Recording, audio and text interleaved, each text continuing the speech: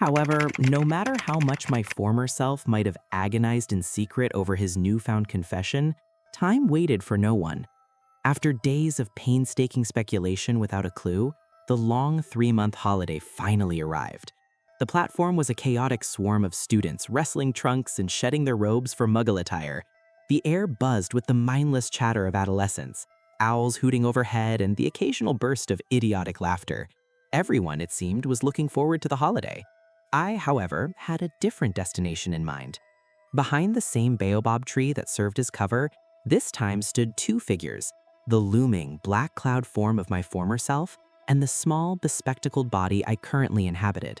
"Remember what I said," he said in a flat voice, his eyes scanning the crowd with practiced paranoia before landing briefly on me. "In 2 weeks, pack your bags and wait." This referred to the arrangement we had made.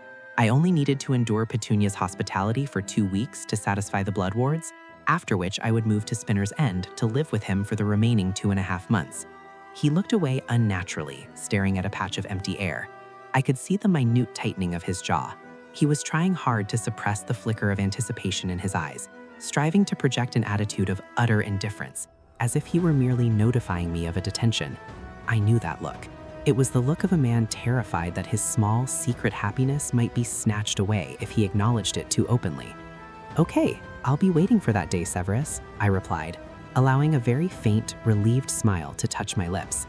I looked at Hedwig perched on my trunk. I was truly looking forward to living with himself from the bottom of my heart.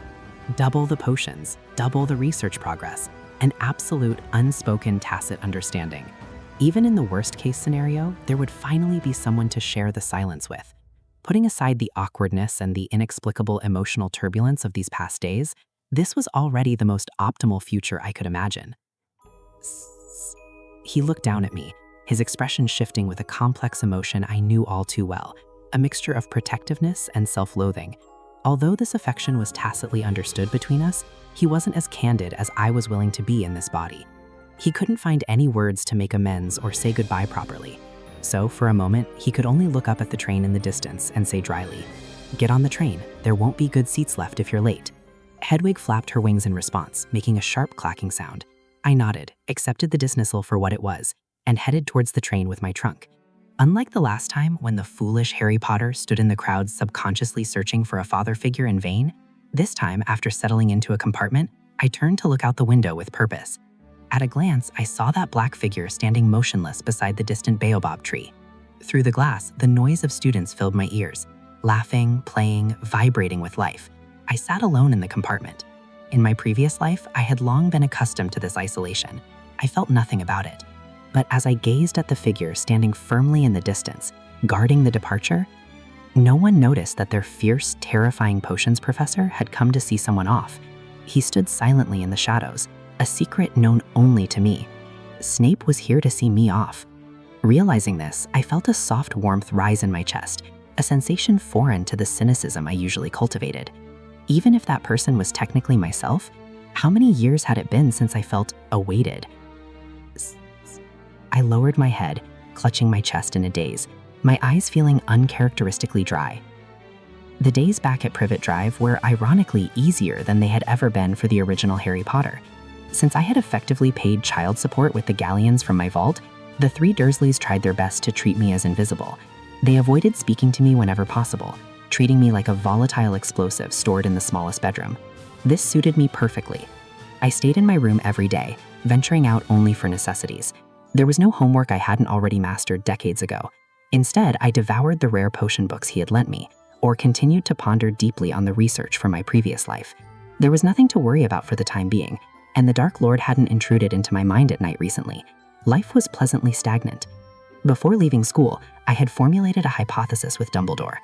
Voldemort's resurrection should originally have taken place during the Triwizard Tournament the year after next. But now, after we had deliberately manipulated events to let Peter Pettigrew escape, the timeline had shifted. It would probably happen during my 3rd year. So after returning to school following this summer vacation, I would have to be completely alert, ready to engage with my old master. This summer vacation was likely my last respite. I cherished the silence. But just when there were 4 days left in my 2-week countdown at Privet Drive, on this morning while I was sitting quietly at my desk reading, a sharp tapping sound came from the closed window glass. I looked up, An ordinary, nondescript brown owl, good tradecraft, nothing distinctive, was tilting its head outside the window, a note in its beak. I opened the window and took the parchment. On that small scrap, I sharply spotted a line of serious, spiky handwriting I knew better than my own face. It read only one sentence: "Look outside." Frowning, I let the note drop to the table and looked out. On Privet Drive, across the neatly trimmed flower beds that Petunia prized so highly, stood a figure in muggle attire that did nothing to hide his imposing aura. It was him. He was giving me a signal from afar. I was pleasantly surprised, though my instincts prickled. Why was he early? I quickly went downstairs and out of the neighborhood, walking to his side. But as I got closer, I saw that the man's expression was somewhat strange. His face was dark, his occlusion shields fully raised, making him look exceptionally cold. "Potter," he spoke coldly before I could utter a greeting. He drawled in his usual sarcastic and impatient tone. "The moonflowers you wanted are in stock. The owner saved them for me. We are going to Diagon Alley now." Moonflowers? I had never asked for moonflowers. My mind snapped into focus instantly. It was a code. Moonflowers bloom only in the dark and are used in potions for concealment. He was telling us we needed to hide, that the plan had changed. I stopped moving, my body relaxing into a deceptive stance of obedience, while my mind raced. I asked unobtrusively, testing the situation to confirm the threat level. "Professor Snape, what about the Snake Fang? Is it out of stock?" Snake Fang, the code for danger, the code for the Dark Lord or his servants. His eyes shifted slightly, his black orbs staring deeply into mine. A flash of approval, a recognition of his own intellect reflected in me, seemed to pass through them. He replied, "The venomous snake fang you wanted is with me. That is a dangerous item. You must conduct experiments under my supervision after school starts. I cannot give it to you during the summer vacation." Confirmation. The danger was real, present, and required immediate extraction. "Let's go," he urged again, his hand clamping onto my shoulder with a grip that was firm and unyielding. I understood immediately. He was still the Snape I knew, paranoid, prepared, and efficient. Given what he said, the place we were going to this time was certainly not Diagon Alley. I lowered my eyelids, offering no resistance, but my internal vigilance was raised to its highest level. My fingers curled, secretly gripping the wand hidden in my sleeve. In the next instant, the world twisted. I was apparated away by himself. The familiar weightlessness quickly vanished. Immediately following it were magical ropes that sprang up suddenly, smoothly, as if the caster had planned it long ago. Bound stiffly, I stumbled back 2 steps, my back hitting a warm body. "Potter, I advise you to behave yourself," my former self said with a hint of contempt. He stood behind me, or rather right next to my ear, one hand gripping his wand, the other unceremoniously pushing me to help me stand steady. In the blink of an eye, he had subdued me and taken my wand. "Well done, Severus." A high, cold male voice laced with a hissing sound rang out from a distance. I didn't panic because my wand was taken. I stood in my bound posture, calmly scanning the surroundings. Ah, the graveyard in Little Hangleton, the scene of Voldemort's resurrection. It seemed this scene had been advanced by a year. Even in the morning, the graveyard under the overcast sky looked very eerie. Opposite us was a large cauldron and a long bench. Peter Pettigrew, who had escaped from prison, was hunched over, tremblingly waiting by the bench. On that bench lay an ugly life form resembling a baby, looking very fragile, but its eyes were an evil, bright red, staring at me with fascination. "Execute the plan," the baby, the lingering Voldemort himself, ordered. "As you command." My former self's voice was so low it was almost unfamiliar. He stepped around from behind me to the front, his gaze resting unhurriedly on my bound arms. Just as he raised his wand to wave it, I heard a rustling sound beside us. In the next moment, the great snake Nagini slithered out of the grass, flicking its tongue, its serpentine eyes fixed creepily on me. So it was Nagini. A sudden pain shot through my arm. A large amount of blood gushed from the cut vein and was collected into a bottle by the expressionless Snape. Voldemort could control Nagini or spy on others through Nagini, so it was the great snake that had been monitoring us just now. No wonder Severus could only warn me in such an obscure way. Peter Pettigrew walked to a grave on the side and began chanting loudly, intending to take the bone of Tom Riddle, Sr., to go through the procedure. I wasn't interested in watching that. After all, this whole plan was proceeding under the impetus of Dumbledore and myself. I was weighing the pros and cons. It was a rare opportunity for Voldemort, Nagini, and myself carrying the Horcrux fragment to appear at the same time. Should I act in a moment? Harry Potter, we meet again. Voldemort's cold voice rang out again.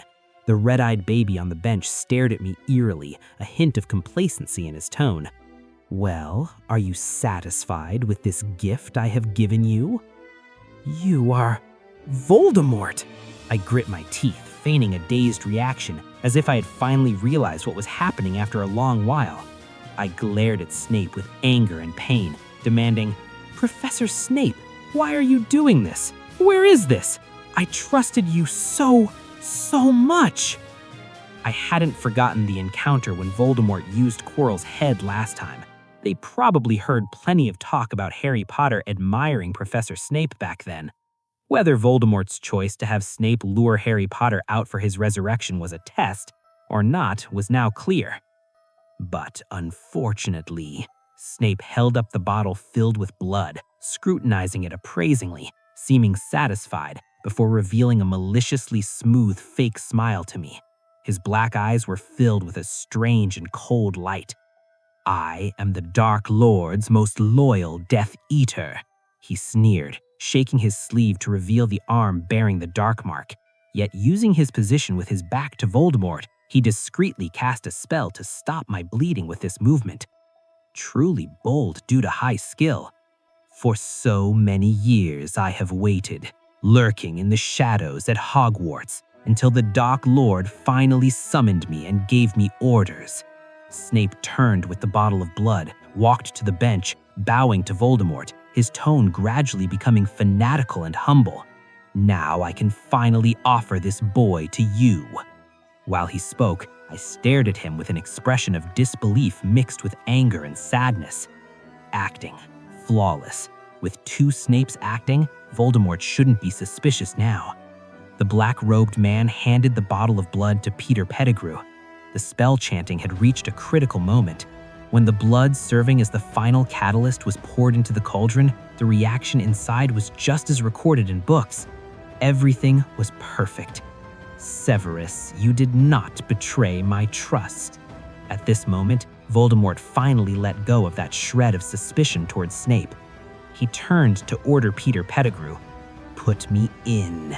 Sweating profusely from the pain of losing a hand, Peter Pettigrew did so with difficulty. Snape was standing beside me, half raising his wand as if guarding against me at any moment. The great snake Nagini also lay quietly on the path between me and the cauldron. Everyone stood frozen. Bursts of white steam began to rise from the cauldron. Amid that steam, a tall, thin, snake-faced man slowly stood up. Pettigrew respectfully draped clothes over him. Voldemort, finally resurrected, had a face twisted with ecstasy. He took the wand Pettigrew handed him, moved his brand new body, and murmured, "Power. What a familiar feeling." The snake-faced man stepped out slowly, a twisted smile on his pale face. Harry Potter. In the next moment, Voldemort cast his gaze on me, narrowing his eyes, his killing intent almost palpable. Everyone says you are the savior who defeated the Dark Lord. Now I want to see what you are truly capable of. He glanced at Snape and hissed, "Severus, return his wand to him. I want to duel Potter one-on-one." When Voldemort said this, I clearly felt every muscle in Snape's body beside me tense up. The black-robed man actually stood rooted on the spot without moving. In this silence lasting less than a second, I keenly sensed a dangerous trend. Not waiting for the changes that would follow, I struggled directly, attracting his attention, and then gave him a look. I was very certain that with the tacit understanding between me and his self, he understood what I meant. This was the first time Snape had met my gaze since arriving at the graveyard. The black-robed man froze, his expression shifting slightly. He walked straight over, without a trace of hesitation or pause, as if he had just heard Voldemort's order. Although that face was expressionless, I sensed that Snape was very unpleased right now, a mix of unhappiness and worry that he could only forcibly suppress. Though it wasn't the right time, a warmth still rose in my heart. This also prompted me to make a decision. When Snape walked up to me and prepared to raise his hand, I spoke in an almost inaudible voice without moving my lips. "Severus, give me your wand." Snape jerked, looking at me with complex and astonished eyes. Early morning. There were no bird sounds outside the window in winter. The dungeons were utterly silent.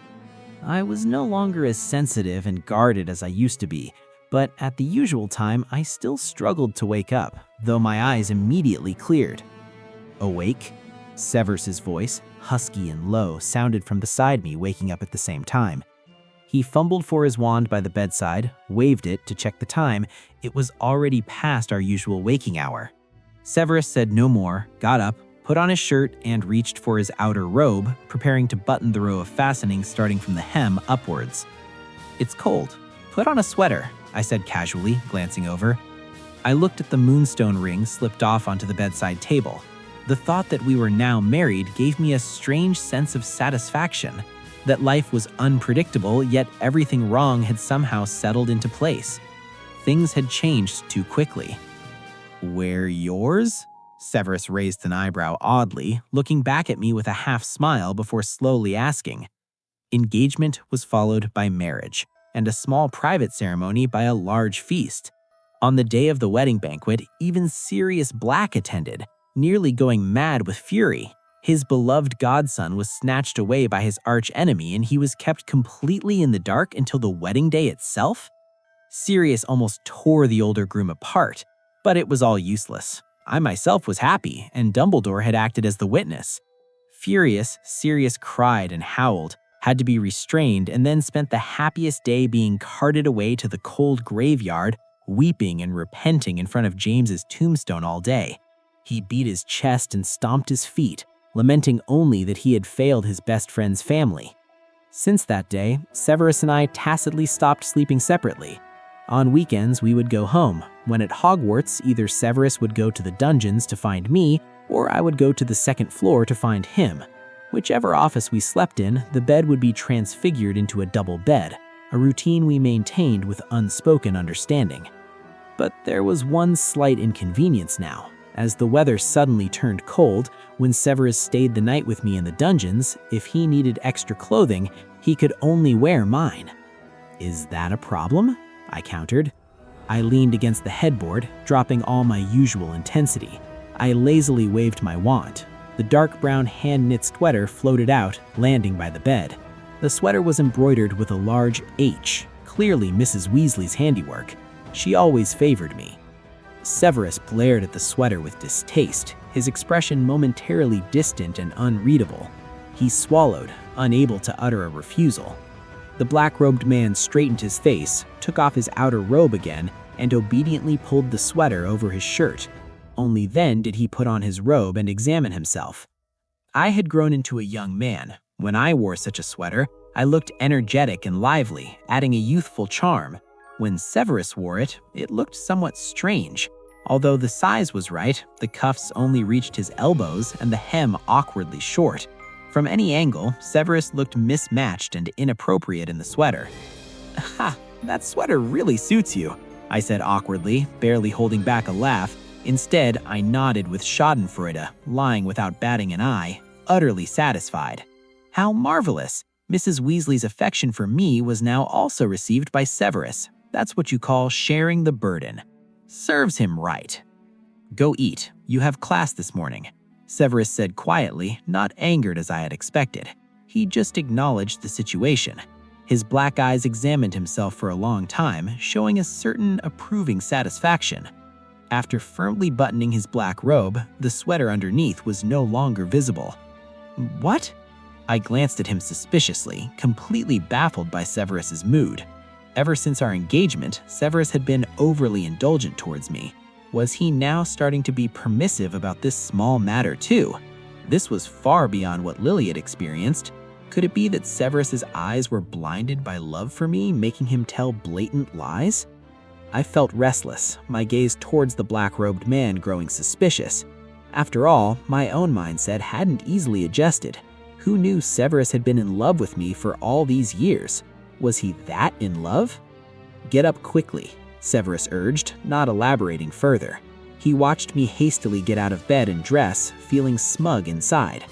The sweater itself truly didn't suit him, but Harry had grown up these past few years, transforming from a boy into a young man. Snape, on the other hand, felt like he was aging year by year. The age gap was significant, and Snape always harbored a subtle sense of awkwardness about it.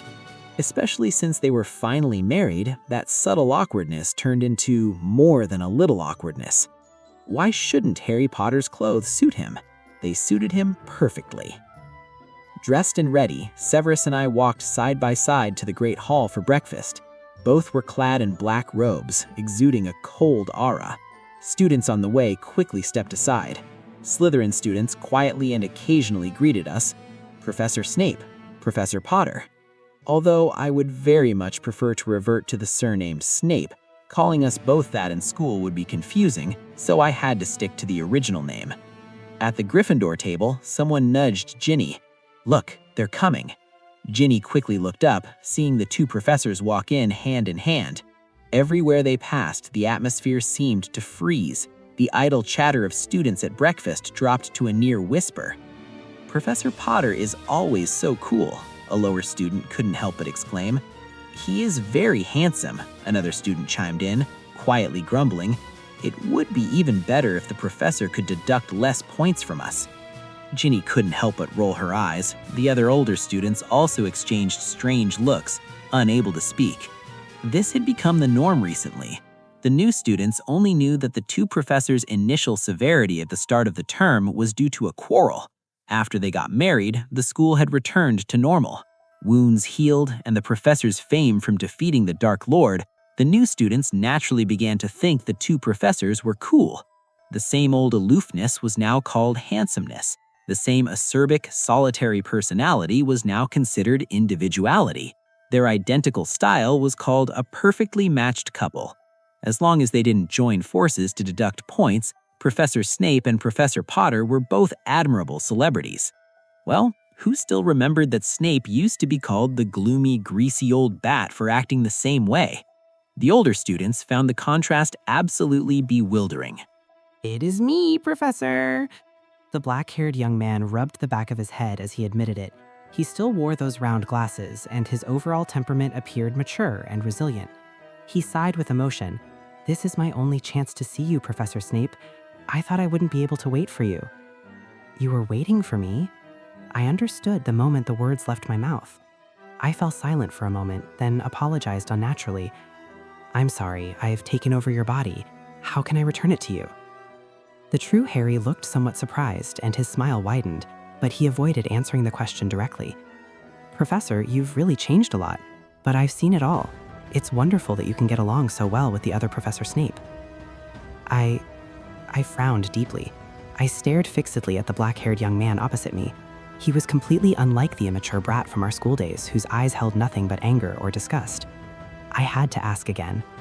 "Potter, right now, are you alive, or what state are you in?" The black-haired young man scratched the back of his head again, pondering briefly. "I am both alive and equivalent to being dead." Finally, the true Harry answered this way, but his expression showed no reluctance. He spoke very frankly. "In Professor Dumbledore's words, I might be in a state of existence, or perhaps just a hallucination of yours. It all depends on how you perceive it, Professor." I fell into a deeper silence. "Is that why I can't return the body to you?" The young man smiled but did not speak. Not far away, a small mass of red began to appear under the white bench. It was the ugly, baby-like thing from before the resurrection. Voldemort. I looked over and stated with certainty. The black-haired young man also looked over, the smile on his face fading. "Professor, it seems we don't have much time left. There are some things I want to tell you. Voldemort has a total of 7 Horcruxes. Now only 4 remain. Helga Hufflepuff's cup in Bellatrix's vault, Rowena Ravenclaw's diadem in the Room of Requirement at Hogwarts, Salazar Slytherin's locket hidden by a creature in the Old Black House, and the last one, the Peverell ring hidden in the Gaunt Shack in Little Hangleton." The true Harry spoke seriously, word by word. "Be careful of the curse on the ring. It is incredibly powerful and can delude people into seeing what they most want to see. In the previous life, Professor Dumbledore fell victim to it, and you know the result." I confined those curses to one of his hands, but couldn't remove them. That's why Albus only had 1 year of life left, I said with a dark face. So that ring was a Horcrux. I looked at the green-eyed, black-haired young man.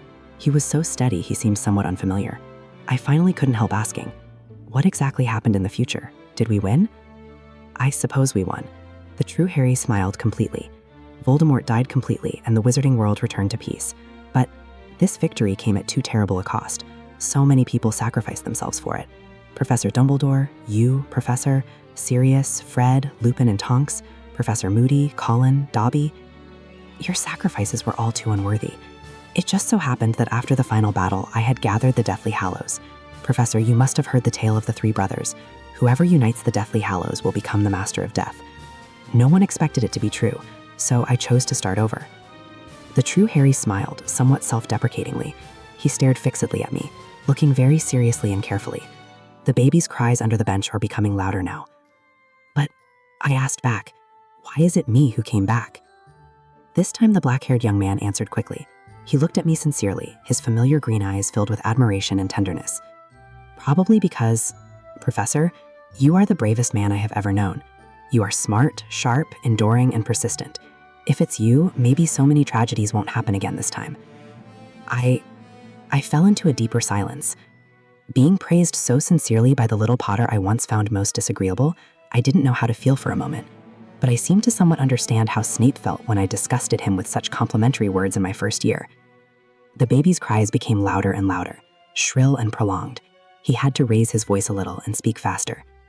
There is one more important thing, Professor Snape. That Peverell ring in the Gaunt Shack, my invisibility cloak, and Professor Dumbledore's wand, they are the 3 Deathly Hallows. If this time some accident happens again, you can still let someone have one chance to use the Deathly Hallows to reverse time. This is the last resort. I understand. I agreed with a solemn face. I thought of the suitable candidate almost instantly. If I had to tell someone about this, the one I trusted most was of course Snape. That's everything I wanted to say. The black-haired young man seemed to breathe a sigh of relief.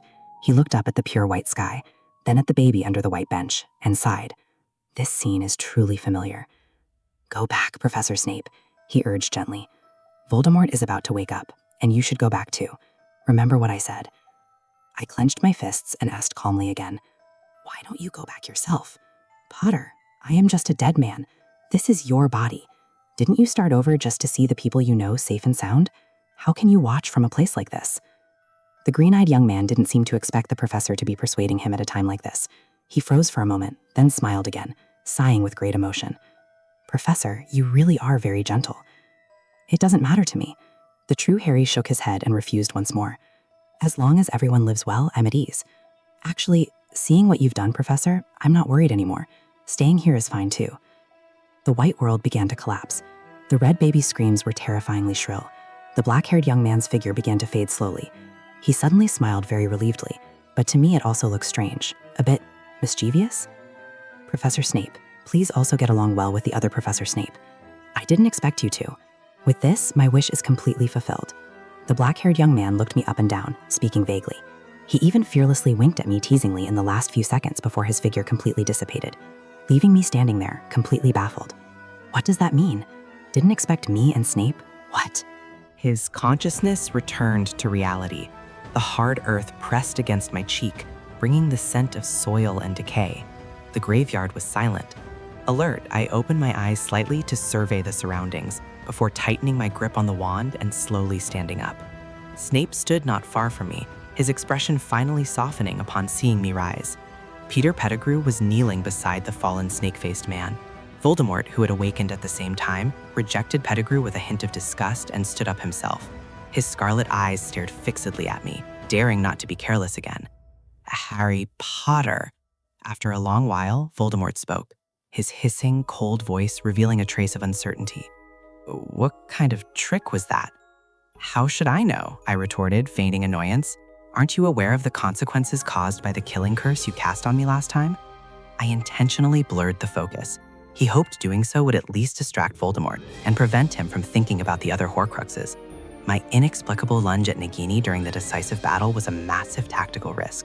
Voldemort would connect the 2 failed killing curses. He would suspect a special connection between us and wouldn't act rashly again until he figured it out. I turned to look at Snape, exchanging a look with him openly. In this situation, Voldemort dared not to kill me again, and I couldn't kill Voldemort since the Horcruxes weren't all destroyed, but we had to leave. My body was only 12 years old. I couldn't apparate. It seems Snape had also thought of this. A flicker passed through his obsidian-like, hollow, calm eyes. The black-robed man straightened his back, his cold aura unfolding before Voldemort for the first time. The spy's mask shattered. "Severus, you..." Voldemort was stunned. Before he could react, the black-robed man grabbed my hand and turned on his heel. Crack. Voldemort's furious roar of disbelief and the green curses fired in succession exploded around us, but we were gone. The world twisted and reformed into the peaceful, mundane reality of Privet Drive. Cars came and went. Muggles passed by. It was almost noon. The delicious aroma of food wafted from every household. I looked at the surrounding scene with emotion, still wearing tattered clothes covered in blood and mud. If Snape hadn't immediately cast a disillusionment charm, we would surely have attracted everyone's attention. "Potter, your wand," Snape said calmly, handing it over.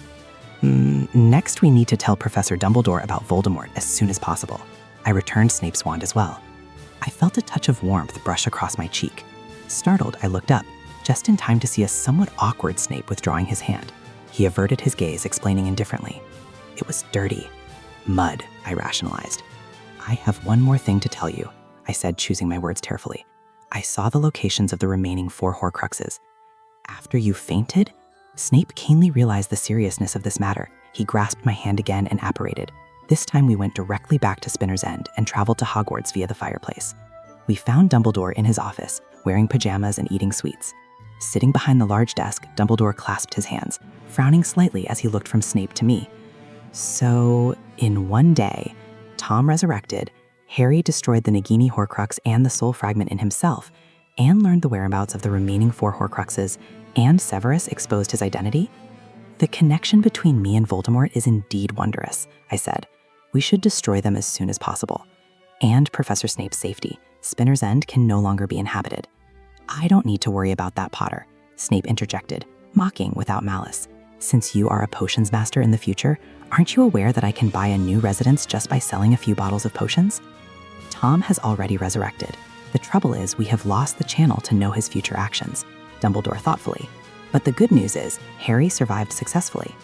At this topic, Snape's expression turned cloudy directly. He shot me a cold glare. "Mr. Potter's spirit of self-sacrifice is truly admirable. Daring to take a killing curse without knowing if it would succeed? Do you really think your little life is worthless?" I coughed unnaturally. "Severus, sorry." Snape sneered. "I wouldn't dare. How would I dare control the famous Mr. Harry Potter? There is no relationship between us anyway."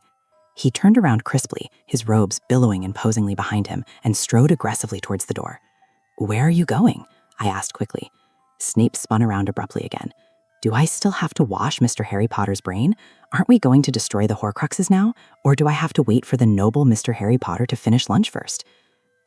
All right, I had to retreat under his frenzied venom. I glanced at Dumbledore resentfully. "Professor Dumbledore, let's go together."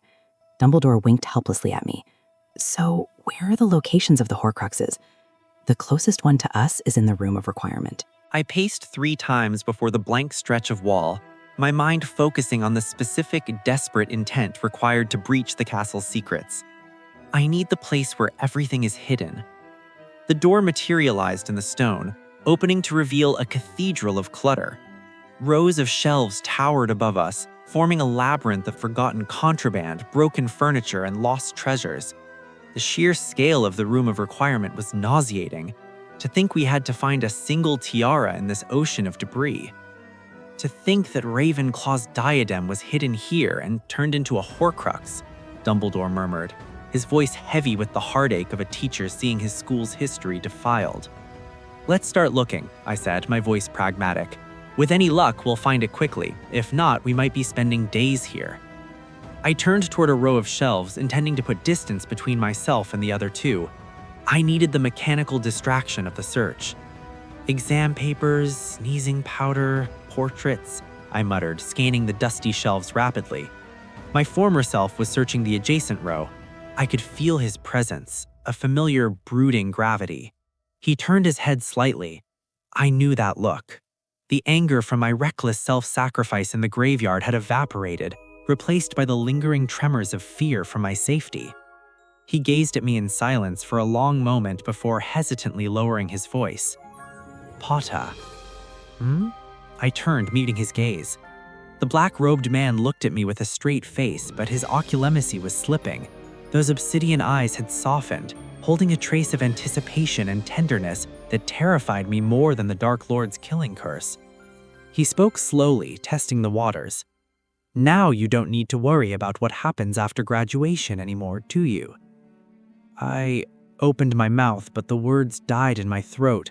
A chord had been struck deep within my chest, vibrating with a painful resonance. I had to admit it.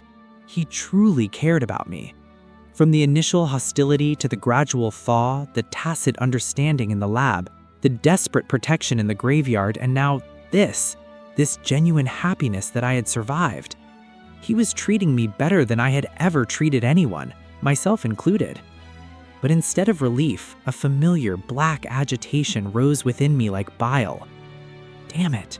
He was treating me so well, and yet I was unsatisfied. It felt like the old days, when only Lily had extended kindness to the greasy boy from Spinner's End. Her kindness hadn't fixed me. It had made me insatiable. It had made me greedy, jealous, and less like myself. Now it was as if my former self had chiseled open a tiny, terrifying hole in my heart again. A hole that demanded more warmth than I deserved. A hole that would only grow larger with time, eventually devouring the logic and cynicism that kept me alive. I have to stop this. We were potion partners. He was the person I trusted most. I was the child of his best friend. This was already the ideal alliance. Why was I feeling this resistance, this sudden clawing anxiety to push him away? I loathed these greedy thoughts. I didn't want to scrutinize the ugly shape of my own heart. I looked at the black-robed man. His expression was peaceful, waiting for me to affirm our future connection. I took a deep breath, suppressing the rising tide of emotion, and gave a stiff nod. "Then in a few days, when you've stayed for the full 2 weeks," he began, his voice laced with suppressed hope, clearly intending to discuss the summer arrangements. I cut him off. I had to sever the limb to save the body. "I will be staying at Privet Drive for the entire holiday. As Professor Dumbledore said, that is the safest place for me." Silence stretched between us. I could feel his confusion radiating off him in waves. There was nothing logically wrong with what I said, but he sensed the shift. He felt the cold shoulder, the sudden retreat. He was wondering if he had offended little Potter again. I knew exactly what he was thinking because I knew his insecurities intimately. He had zero experience in relationships. He was terrified he had misstepped, that his clumsy offering of a home had been rejected. He retreated to a safer ground, his voice lowering to a defensive hiss. "Then I will tell you when I find a new residence. After you graduate, you can come and live there." I gave a vague, ambiguous hum of agreement, refusing to commit. "Focus on the Horcruxes," I told myself sternly. "Focus on the mission. After that, I would distance myself. I needed a cooling-off period. I needed to retreat behind my walls." I found myself wishing, with a tragic sort of irony, that things could go back to the way they were. I wished he would offer me nothing but sarcasm and malice. It was easier to live in the shadows, dedicating myself silently to a cause, than to stand in the light of his affection and realize how unworthy I truly was. Suddenly, strange whispers came from the distance, and something seemed amiss behind the rows of shelves. Albus?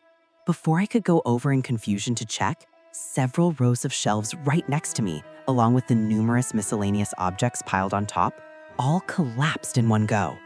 Snape's pupils constricted. Without a second thought, he lunged, tackling me to the ground. Damn it! I wanted to pull Snape away the instant it happened, but he had tackled me head on, shielding me. He overestimated my fragility, I thought grimly. His protection was an obstruction. In a flash, my mind raced. The moment Snape tackled me, I wrapped my arm around the black-robed man's waist, pushed off the floor with all my might, and we tumbled out of the way, narrowly escaping the zone amidst the rumbling sound of heavy objects crashing down. I finally sighed in relief, released Snape's waist, and remained lying on the floor, coughing. You should look after yourself first, I complained coldly. In the momentary danger, I had forgotten all the resistance and reluctance I had been contemplating. Habit, Snape replied curtly, leaning over me, clearly realizing his tactical error. If I recalled correctly, little Potter had also tackled me to the ground in the Chamber of Secrets last year. Was I perfectly replicating that evasive maneuver now? Harry, Severus, are you all right? Dumbledore hurried around the collapsed shelves, holding a rusted diadem in his left hand, his wand drawn in his right. Seeing the intimate tangle on the floor, his words caught in his throat. Carry on, the old wizard winked at us curiously, turned and left. I'll wait over there first. I scrambled up from the floor as if burned, turning my head away in distaste. Snape also stood up awkwardly, dusting himself off without a word. Albus has found the Horcrux. Let's go over. Snape strode forward. I followed the figure, unconsciously looking at my own hand. It was this hand that had just embraced Snape. The warmth from his waist seemed to have lingered on my hand through the robes. Though it was only faint warmth, it inexplicably smoothed the irritation in my heart. How strange. That terrifying hole in my heart had been temporarily plugged. Albus, how is it? Snape asked. A bit tricky, but it's been dealt with, Dumbledore said simply, placing the diadem on the floor. It had a crack on one side, with some black traces on it. Fiend fire. How convenient, I said. My tone betrayed no emotion, though I was somewhat envious. My current body was too young for such powerful magic. Only 3 Horcruxes remain, Dumbledore mused. Harry will go to Sirius and tell him that we need to convene the Order of the Phoenix. Understood, I replied curtly, steeling myself. I will deal with the ring, Snape took on the task. I looked at him with some unease. The ring carried a curse that affected even Dumbledore. Potter, Snape noticed my hesitation. I think we should swap tasks, I lowered my eyelids and said calmly. Professor Snape should be able to persuade Malfoy. If we approach Mrs. Malfoy, we can directly enter the vault. My godfather listens very closely to Professor Dumbledore. My explanations likely won't be persuasive enough, but Professor Dumbledore is different. They too exchanged glances. The black-robed man's face turned cold and gloomy. Are you suggesting that you should be the one to deal with the ring? Yes, I met his gaze without any fear. I possess the same mastery of occlumency as you, and I am the only one who knows anything about the ring from my dream. Therefore, I am the best candidate. I am from the future, not a real child, so stop treating me like one. I left one thought unsaid. The person who gets affected cannot be Snape or Dumbledore. That would not be what Potter would want. Don't even think about it, Snape refused immediately. He stared at me gloomily, his voice cold as if coated in a layer of ice. Do you think I don't know what you're thinking? Potter? I don't know what you're talking about. I looked at Snape naturally, my tone flat, candid, and with a hint of confusion. My eyes held no guilty evasion. Snape, however, was not misled. He sneered grimly, lowering his voice until it was a low, slow whisper. Potter, your performance in disguise leaves no flaw, which we both know. No need to say more. But no one will agree to that little idea you have in mind, and it's not because of your appearance as a child. Snape's words trailed off. He closed his mouth, his eyes fixed on me with a deep, weighty gaze. I glanced at Dumbledore next to me. The elderly wizard composed his expression and nodded in serious, earnest agreement. Excluding my physical age, am I not the best person to deal with the ring? Someone has to go after the ring. Or do you two have a better plan? I wasn't easily convinced, and I immediately steered the conversation back. Lucius deliberately destroyed Voldemort's Horcrux diary. Now that he is back, Lucius will make the correct choice, Snape said smoothly. If not for himself, then for his family. So you mean, I vaguely guessed what my old self might choose. Why can't persuading Lucius and dealing with the Horcrux be done together? Letting him witness all of this firsthand will be more effective than 1,000 words from me, Snape said plainly. You're going with me to deal with the ring, I said, my heart feeling strangely complex. Snape? Was he worried about me? It was that unfamiliar feeling again. In my previous life, when did I not carry out dangerous missions alone? Who would care about me? Who would vehemently refuse the most convenient proposal, glare and scold me, yet insist on facing the danger with me just to keep me from dying? My throat felt dry for a moment and I couldn't speak. Dumbledore suddenly turned his head. Just in time, it seems we have a visitor. He immediately walked towards the door of the room of requirement. A visitor? I snapped out of my reverie and instinctively stroked the smooth skin of my left arm in this life, realizing, once Voldemort returns, the dark mark turns scorching hot. Lucius must be terrified. Correct, Snape threw me an approving glance, but his fists, hidden beneath his wide black robes, clenched involuntarily. Potter knew even his dark mark so well. Did they become that close and intimate in the future? This reminded him once more, yet he knew nothing about little Potter. His preferences, his past, he didn't even know what little Potter genuinely liked to eat. Dumbledore opened the door to reveal a pale and somewhat flustered Lucius Malfoy. Beside him was Dobby. "Albus, he's yours in a moment."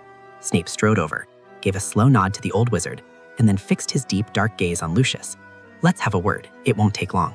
"I understand." Dumbledore immediately grasped Snape's meaning and stood aside with me. The two tall figures, entangled in discussion, entered the room of requirement, and the door slammed shut. Behind the door, Lucius could no longer conceal his panic and terror. He quickly pulled up the sleeve covering his left arm. The dark mark was glowing hot. "See, you feel it too, Severus, don't you? He's back. He's already back. What should I do?" Lucius paced back and forth, distraught. "I deliberately destroyed something he entrusted me with. He won't spare me." "Calm down, Lucius. I know Voldemort is back. Just today, I rescued Harry Potter right in front of him." Lucius's movements halted abruptly. He stared at Snape, stunned and pale. "Then you've betrayed him? You chose Harry Potter?" Lucius stuttered. "Yes, I believe Harry." When Snape spoke this way, his voice slow, low, and gentle, Lucius's face seemed to contort in amazement. "Think about Voldemort's past methods and style. Do you intend to let Draco have this thing carved onto his arm one day?" Snape countered. "Even if only for the future of the Malfoy family, you should think carefully and make a choice." Lucius calmed down. "It is for Sissy and Draco that I shouldn't betray him." Snape raised an eyebrow. "You should follow Albus and see for yourself. It won't be too late to make your choice then." "I will," Lucius agreed. He straightened his back with a dignified arrogance and strode out steadily. Snape followed him out and exchanged a glance with Dumbledore. The old wizard turned to the older Malfoy waiting nearby. "Let's go." Dobby hurried to follow them. I watched the three leaving, knowing without a doubt what Albus would say to Lucius next. Next, Snape suddenly drowed, his voice becoming somewhat grim and malicious. He turned to look down at me, saying slowly, "Let me see how dangerous that ring is." A thread of warmth spread through my heart. I deliberately put on a serious face, taunting him with schadenfreude. "Then you'll first need to experience how exciting the night bus is." "Huh?" Snape was taken aback. Snape soon gained a profound experience of that statement. When the tall night bus pulled up to the roadside in the fields of Little Hangleton and the two figures, one large and one small, stumbled out slightly, even Snape's face had taken on an expression as unpleasant as if he had swallowed a fly. He took several seconds to steady himself. "There will not be a next time," Snape said with a grim expression. "I told you the night bus was stimulating," I shrugged, immune to this level of glare. Since it was unavoidable this time, taking himself along to ride it seemed like a fair trade. After a brief rest, we followed a field path. We began climbing the back hill. According to the villagers, the Got Shack was up there. If I hadn't learned about it in a dream, who would know that the famous Peverell ring was hidden in a place like this, I said with a sigh. Mr. Potter should worry about himself first. Snape glanced at me, his voice calm and cold, yet harboring a hidden trace of concern. I nodded and sat down unceremoniously, trying to recover my strength. My body was still too weak, only at the level of a normal boy. Even though I had kept up with Snape's pace the entire way, I wouldn't pretend not to need the rest time offered. As I caught my breath, Snape observed me for a while, vaguely catching on, and began to draw his wand, tracing something in the air. It was a spell to dismantle the outermost defensive magic of the shack. The black-robed man's lips trembled slightly as he quickly and silently chanted something. Voldemort-level protective spells were effortless for Dumbledore, but for someone of Snape's skill level, it was slightly strenuous. I instinctively drew my wand and began chanting the spell alongside. I had a much deeper understanding of these things than the current Snape. I could guide himself to use a simpler, more skillful technique. The two black-robed figures, one large and one small, stood straight, our wands moving in perfect synchronicity. Without needing to say anything, Snape automatically adjusted his spell, subtly aligning with my rhythm. So comforting, so lighthearted. Even while battling the defensive spells set up by Voldemort, my lips couldn't help but slowly curve upward, my heart feeling so light it seemed about to float. This was it. This was what I craved. That greedy, broken hole in my heart seemed finally filled. We were the most harmonious people in the world. But what subtly confused me was that casting spells this time felt different from brewing potions. The happiness was multiplied many times. It felt like Snape was my other half. Snape was my hand, my wand, my mind, an inseparable part of my being. I didn't want to leave him. How could a person leave himself? "Potter?" The familiar low voice of Snape rang out. He watched me, appearing quite dazed with suspicion. "No, I'm fine. Let's continue. I'm not injured. I just figured something out." I clutched my wand and walked into the shack. It was a dirty, dilapidated stone house. After the spells were broken, a black stone ring was revealed, placed squarely on the ground in the center. Wait, Just as I was about to step forward, Snape suddenly spoke. He calmly switched his wand to his left hand, took hold of my hand, and glanced at me disapprovingly. "We'll go together." I shrugged noncommittally. Even if he cared, I wouldn't allow Snape to be exposed to the curse. As we approached within 3 steps of the ring, the situation suddenly changed. The ring began to conjure illusions. I found myself returned to my past image, familiar black robes, familiar hands. In front of me was the familiar red-haired woman, smiling beautifully and gently. "Lily," my lips trembled. "Severus." Lily smiled as carefree as she was in his memories. "We won." Lily walked over happily, embracing me spontaneously. I realized the surroundings were familiar. Round tables set for guests, plates full of lavish dishes, Lily in a white wedding dress. This was exactly what I had witnessed during Lily and Potter's wedding, but this time the groom was me. I almost forgot what I was doing. "Do you want me to hand you the ring?" Lily still hugged me, showing the delicate, beautiful ring in her hand. I stared fixedly at the ring. The scent of Lily and the warm touch surrounded me. This was the scene I had always dreamed of. I wasn't ruined. I had honorably become the headmaster of Hogwarts. Such a beautiful scene. So beautiful it almost made me want to cry. I closed my eyes, took a deep, greedy breath, letting that warm sensation linger around me more, then resolutely pushed Lily away, speaking wearily, "No." This illusion was 100 times more powerful than the mirror of Erised, but I was after all that despicable and dirty Severus Snape. No matter how tempting this beauty was, it did not belong to me. I was never a suitable match for Lily, and even in an illusion, if I accepted it, it would be a desecration of Lily. I absolutely would not allow myself to do that. The scene before me froze, the wedding venue shattered. I was back in the Gaunt Shack. The black-robed man walked over. Snape couldn't control himself and tightly embraced me. Strands of hair by his face fell down. The man sighed deeply, satisfied as if he had finally obtained something. "Severus?" I stood motionless. I was merely surprised that Snape had chosen to hug me. "I already know, Harry." Snape's voice was harsh and low. He raised his eyes, his vacant black eyes suppressed pain and a deep feeling of betrayal. "What?" The black-robed man released me gently, as if it was the last time he would ever hug Harry. His voice returned to an unmoved, icy silence, only carrying a slight, unconcealed tremor. "Perhaps I should call you Snape." Hearing those words, I felt as if I had been plunged into an ice cellar. I struggled to lift my gaze, my voice maintaining an unaffected calm and composure as I asked, "I don't understand what you mean." "Severus Snape." The black-robed man paused as he uttered the name that had accompanied him for decades. His voice became slightly husky, his black eyes hollow, yet laced with intensely suppressed bitterness and despair. Snape's lips curved upward, sneering self-mockingly. His voice was nearly a whisper, so light it seemed to use all his strength. "I thought I had found that person. I thought I finally had." His gaze settled on me. The second half of the sentence slowly lowered, remaining unspoken. "It turned out to be myself." Snape scoffed tragically. As if betrayed, his voice began to turn icy, sharp, and severe, filled with rejection. "I don't need charity." "It's not what you think," I said, maintaining my composure. Even though my biggest secret had been exposed, my instincts as a double agent remained. I suppressed the sense of panic, speaking curtly, trying my best to explain my thoughts. "Severus, I'm not offering charity. We were once the same person, and I understand that feeling. I felt exactly as I used to when facing Lily, at loss, usually sharp-tongued, but always stumbling over my words when trying to explain myself. So I'm serious. I hope this fact won't affect our relationship," I said, feeling somewhat desperate and inwardly chastising my own clumsiness. This was also my true feeling, which I realized only when casting the spell earlier. Even if I wasn't yet sure what relationship I should have with the current Snape, I didn't want to become distant from him. The black-robed man stared directly back at me. My calm but firm expression remained unchanged. My gaze didn't waver. I hoped Snape would understand. A moment of silence passed between us. Finally, Snape's expression changed. The lines on his severely carved, statue-like face slowly softened. The man's expression at this moment was almost gentle.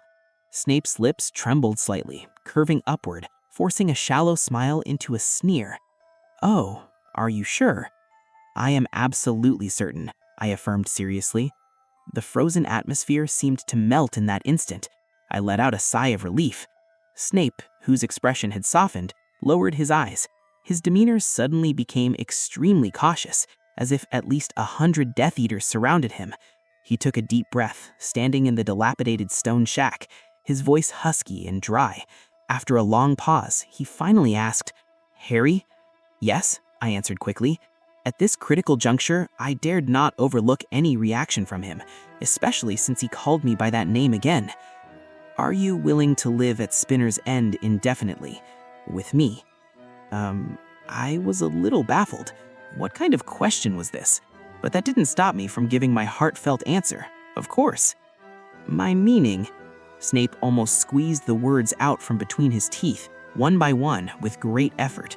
Sweat even beaded slightly on his forehead. "Do you truly understand, Harry?" I was very confused. I wanted to answer, "Of course," again, but Snape's overly unusual demeanor made me carefully review the entire sentence. I still couldn't find anything wrong, so with slight bewilderment, I still nodded. The black-robed man's breathing became momentarily unstable, turning somewhat rapid. I noticed this, but before I could ask, Snape had already pulled me into his arms again, and soft, slightly cool lips kissed me. My eyes widened in shock. For a moment, I was too stunned even to think about pushing himself away. There was no Sirius Black nearby for us to play a trick on this time. Why was Snape kissing me? Where our lips met, it was as if 10,000 firecrackers exploded, colorful and fiercely hot. It was also that thread of inspiration I have repeatedly failed to grasp in my mind, colliding and churning violently. I instantly understood everything in a daze. The reason I wanted a way to never be separated from Snape, why I wanted to define that relationship with him, why I was anxious, confused, and desperately wanted to act that way, and all those words Snape had just said. It turned out I liked Snape, and Snape liked me. How strange. Could a person actually fall in love with themselves? I had been afraid of our unique relationship, so I had never considered this possibility. But the feeling was wonderful. I felt my cold, dry heart begin to soften, becoming warm and peaceful, just as it had been when I faced Lily before. That was my resting place. "Harry," Snape's voice dropped. He didn't release the hand holding mine, but his right hand dropped, pulling something out from under his robe. He gripped it tightly in his hand, his slender fingers turning white, before the man pressed his lips together and silently opened his palm to me. A man's wedding band engraved with Snape's name lay on it. It was clearly meant for me. The indescribable joy and emotion in my heart were instantly doused with cold water. All the warmth dissipated, leaving only coldness. I slowly raised my eyelids, staring expressionlessly at the ring, lips tightly pressed. It was truly difficult for me to conceal the disappointment and sadness in my eyes, making me look somewhat exhausted. Snape's urged me with a slight raise of his eyebrow. "I'm still in the illusion." I looked at him calmly, stating firmly, "I won't pick up the ring." This sentence seemed to trigger some mechanism. The black-robed man in front of me froze. A few seconds later, the surroundings shattered with a crash. I returned once more to the dimly lit gaunt shack. Potter. This time, the black-robed man appeared beside me, gripping his wand tightly in his left hand, his right hand still holding mine. We stood a few steps from the ring. His black eyes flashed with caution as he looked me up and down coldly, seeming to judge whether this Harry was real or fake. "Severus?" I relaxed, seeing this familiar display of paranoia. I naturally hooked my lip into a smile and joked, "I don't have any rings to hand over to you. No need to look at me that way." Snape's expression softened slightly. He understood. The two of us tentatively walked towards the black gem ring. We reached the ring, and no more illusions appeared. Snape cautiously added a dozen spells to it, then put on his dragonhide gloves, and with an expression that broke no refusal from me, carefully picked up the Peveril ring and placed it in a prepared pouch. It's finally over. My tightly strung nerves relaxed slightly at this moment. These two illusions were truly perilous, targeting my deepest desires. If I had wavered even slightly, I might have been cursed just like Dumbledore. The ring knew I felt unworthy of Lily, so it offered me the one thing I secretly craved even more: acceptance from myself. "Let's go," Snape said with a stiff face, his tone flat. He gave me a complex look, then strode out of the gaunt shack first. I frowned slightly, wondering what Snape had seen in the illusion. But I also understood that although everything I experienced in the illusion was fake and represented my deepest desires, one thing was at least true. That is clarity about my own feelings. I truly liked Snape. I had fallen in love with my past self. I wanted the events in the illusion to become true, even if it would be very difficult. No one understood better than me how difficult he was to pursue. It was probably on the same level as the Elder Potter confessing to him, but I still wanted to try. I gazed deeply at the black-robed man retreating back and quickly followed him. When the two returned to Hogwarts, preparing to meet Dumbledore, they found that the old professor and the Elder Malfoy had not yet returned. Whether it was reassembling the Order of the Phoenix, persuading Malfoy to join, or going to retrieve Hufflepuff's cup, these were time-consuming tasks. In contrast, the locket Horcrux, safely tucked away in the old Black House, would be much simpler to deal with. "We have one most urgent matter now." Snape tapped his forearm with his knuckles, glancing lightly at me, his voice cold and drawn out. My mind raced. The 2 weeks aren't over yet, but Voldemort already knows where I live. This meant the Dursleys needed to move immediately. The magic lily left in my blood still needed 4 more days to activate, and during this time, I would be at my most vulnerable. "You also need to move immediately," I stated, a heavy look in my eyes as I looked at the black-robed man. Spinner's End was no longer safe. On this point, I was undoubtedly the person who best understood Severus Snape's feelings. Even though it represented his dark and wretched childhood, that house also left an indelible mark on his heart. The thought of suddenly having to abandon it caused a pang of melancholy and a heavy sense of sorrow from memory, even in my heart. Is Mr. Potter overthinking things? Snape's mouth curled up into a smooth, fake smile. Crossing his arms, he didn't look as distressed as I thought. Voldemort is racking his brain trying to find his savior boy to hit him with an Avada Kedavra. I don't have the spare time to mourn the ownership of a house. He patted the pouch containing the Peverell ring, turned, and strode out of the headmaster's office. When Snape reached the door and noticed I hadn't followed, he turned back, his eyebrow arched. "Potter, did I guess wrong? Would you rather take your luggage and wait for Albus to return and then move in with your godfather? Don't say such things. I'm painfully hungry. We can't skip lunch again." I was also disgusted by the comment, involuntarily shivering, and hurried to follow. Half an hour later, I quickly packed my belongings and met Snape, who had also secured his possessions, again in Hogsmeade. I knew Dumbledore would take care of moving the Dursleys. My job now was to meekly stay close to Snape to ensure his safety for the next few days. "Where do you plan to buy a new house?" I asked this question calmly. Both of us were currently homeless. Snape's face immediately looked a bit gloomy. He seemed to want to utter a word, but remained silent for a long time. No need. This seemed to prompt Snape to make a decision. He finally spoke, his gaze shifting to me, saying with difficulty and dryness, "We will go to Godric's Hollow." I stiffened, my expression instantly unnatural. That was where the Potters and Dumbledores once lived, and where Lily was laid to rest. It was a place of painful memories for me. I hadn't set foot there since I was a year old. I could mourn silently in my heart, but I had never dared to go to the tombstone in Godric's Hollow. "Then, let's go." I pretended not to care and agreed with Snape's suggestion. Godric's Hollow is much safer than where Muggles live. Since truly understanding my feelings, I had completely suppressed my past impulses to tease Snape. When I didn't care, I could casually pretend to tell Snape I liked him, but once I truly liked him, I couldn't utter a word. I would only cautiously avoid showing it, like a true Slytherin should. Harry knew he was damned clumsy when it came to romance. But fortunately, I also knew that no one else was interested in Severus Snape, the greasy and wicked old bat, so no one was competing with me. "Potter, why are you spacing out again?" Snape's brows furrowed into a knot. The boy had been constantly dazed and spacing out since coming out of the illusion. This made Snape worried, but he didn't show it. "Hold on tight, unless you want to be left behind somewhere," Snape warned me again before apparating. The two landed on the ground after the sense of being squeezed through a narrow tube. The village looked small, quiet, and peaceful. In the center of the village was a small square with a war memorial. Snape glanced around, nodded with satisfaction, and consciously forced himself to ignore the memorial in the center of the small square, because the moment a wizard approached it, the monument would transform into statues of the 3 members of the Potter family. They spent some time figuring out which house to buy. Snape settled on a 2-story house with a balcony and garden that was suitable for 2 people to live in. "Eat this first." After Snape returned from signing and completing the handover of a series of procedures, he stuffed a bundle wrapped in greaseproof paper into my hand, his expression slightly awkward and unnatural. I opened the greaseproof paper and saw half a hot, steaming meat pie.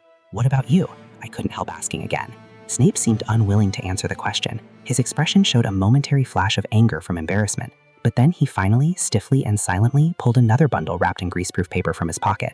Opening it, laid out on the potion master's palm, was the familiar other half of the pie. The air fell silent for a moment. Although I was dense, Snape's action of sharing the same piece of pie with me was really making me think too much. The black-robed man turned his face away expressively and began eating his half of the pie. The skin behind his ears began to subtly redden. I carefully cleared my throat, convincing myself I must be overthinking. Don't forget, Snape liked Lily. Strangely, I didn't feel the heartache, pain, or jealousy of unrequited love. Perhaps it was because my current love rival was also the person I liked. This simple lunch ended silently in a strange, ambiguous atmosphere. Next came the main event of the afternoon, arranging the furniture. The two had no choice but to go to the village furniture store to buy some new pieces. What color curtain do you want? Snape tried to ask in the most flat tone possible, while actually being fully alert. Dark green, I said without thinking. We are deciding for your room now, not the communal living room. Snape tried to subtly remind the Potter lad. I realized I needed to start caring about my image in Snape's eyes. I knew Snape wouldn't like such a gloomy, melancholy person. He preferred someone purer, sunny, and warm. By the time I came back to my senses, I realized I had, on an impulse, chosen a moon-white curtain. Before I could express my regret, I saw a fleeting look of relief and faint joy in the black-robed man's eyes. Fine. I twisted my painful expression into a smile of self-comfort, silently swallowing the words of regret. At least, Severus liked it. And so, in the end, I couldn't bear to look directly at my own room. Moon-white curtains, silver and gray bedding, and light blue and white wooden furniture, pure as a forget-me-not. This room exuded an aura of brightness, marking it as a young boy's residence. What about wallpaper, emerald or indigo? Snape asked with his formidable patience, trying to gauge my preferences. For over 30 years combined, this was the first time Snape had spent so long on such trivial matters. But watching me carefully select things with a furrowed brow, while he had to exert effort to stop me from accommodating his preferences again, Snape inexplicably felt this was quite a pleasant experience. No wallpaper, I said with utter determination. Absolutely not. Keeping the wallpaper white was my final stand. I seriously doubted if I could sleep in this strangely decorated bedroom. The black-robed man raised an eyebrow, but didn't object. Having resolved little Potter's preferences, it was finally time for the most easily satisfied person. Silver green wallpaper, black curtains, black bedding, dark green armchair. Snape's words abruptly ceased, choked in his throat under my furious, almost resentful stare. To be honest, Snape felt a little guilty. He was just lazily defaulting to the style of the Slytherin common room. I don't think you can be so perfunctory, my calm voice concealed deep resentment. Professor Snape, don't tell me you live such a suppressed life. Why should I have to sleep in a brightly colored room while Snape got to choose his accustomed black and silver green? With my pettiness, even if that person was myself, I was unwilling. Snape fell silent. He cleared his throat awkwardly. All right, a suggestion from a student, even meddling in a professor's private space. Truly a Potter. The words had just left his mouth when Snape's heart constricted. He immediately regretted it. He just wanted to joke, but the words came out hurtful. But before Snape could sink into further self-loathing, I immediately retorted. A student naturally can't control a professor, but it's the holidays now. We are potion partners. Do I not have the right to offer a trivial suggestion as a companion? The non-malicious mockery and sneer on my lips were exactly like his own. My green eyes lifted, watching him with triumphant satisfaction. My mocking expression remained unchanged, but a faint tenderness suddenly arose in my eyes, and I changed my address. Severus? Snape's heart gave a sudden tremor. Suddenly, even with the same emerald green eyes, he couldn't see a hint of Lily anymore. The subtle muscles on the black-robed man's face twitched. He turned his head as if nothing had happened, expressionlessly relaying a few items to the stunned shop owner. 2 sets of curtains, bedding, bedside tables, no rugs. Oh, what about the desks and wardrobes? The shop owner quickly asked. Wooden ones too, Snape said stiffly. He had no preference in this area, so he was willing to try Potter's. As a result, the style of both rooms was largely the same. Snape didn't think his approach was subtle, but he unobtrusively glanced at me. My expression was one of shock mixed with unconcealed joy. It seemed I liked it very much. A feeling of relief welled up in Snape's heart. By the middle of the afternoon, our new home in Godric's Hollow was completely arranged. The flower garden at the entrance had been designated by Snape as our herb garden. The living room followed the style recommended by the shop owner, simple, quiet, and peaceful. Not the home of the terrifying Slytherin head of house, the greasy old bat, or two Snapes. But there was no help of it. Snape finally rigorously executed his hearty dinner plan. Fortunately, little Potter seemed very accustomed to his dinner. When the two were finally satisfied and full, sitting on the living room sofa, a strange, warm, and peaceful emotion in Snape's heart reached its climax. It must be because the light from the chandelier in the living room is a warm color. He shouldn't have bought this style, Snape thought calmly. Although there wasn't a single piece of decoration in the house that didn't feel awkward to him, strangely, Snape felt as if he had already been living here for a long time, with Harry. With Harry? Sirius's voice lifted at the end, shocked almost to breaking. Dumbledore brought the elder Malfoy and Sirius Black to Godric's Hollow late at night, but the moment Snape opened the door, all three wizards present were nearly suffocated. Sirius's shocked gaze cut through the air, staring at the living room. It clashed completely with the insidious Death Eater image, especially seeing his godson standing next to Snape, dressed in pajamas, welcoming them.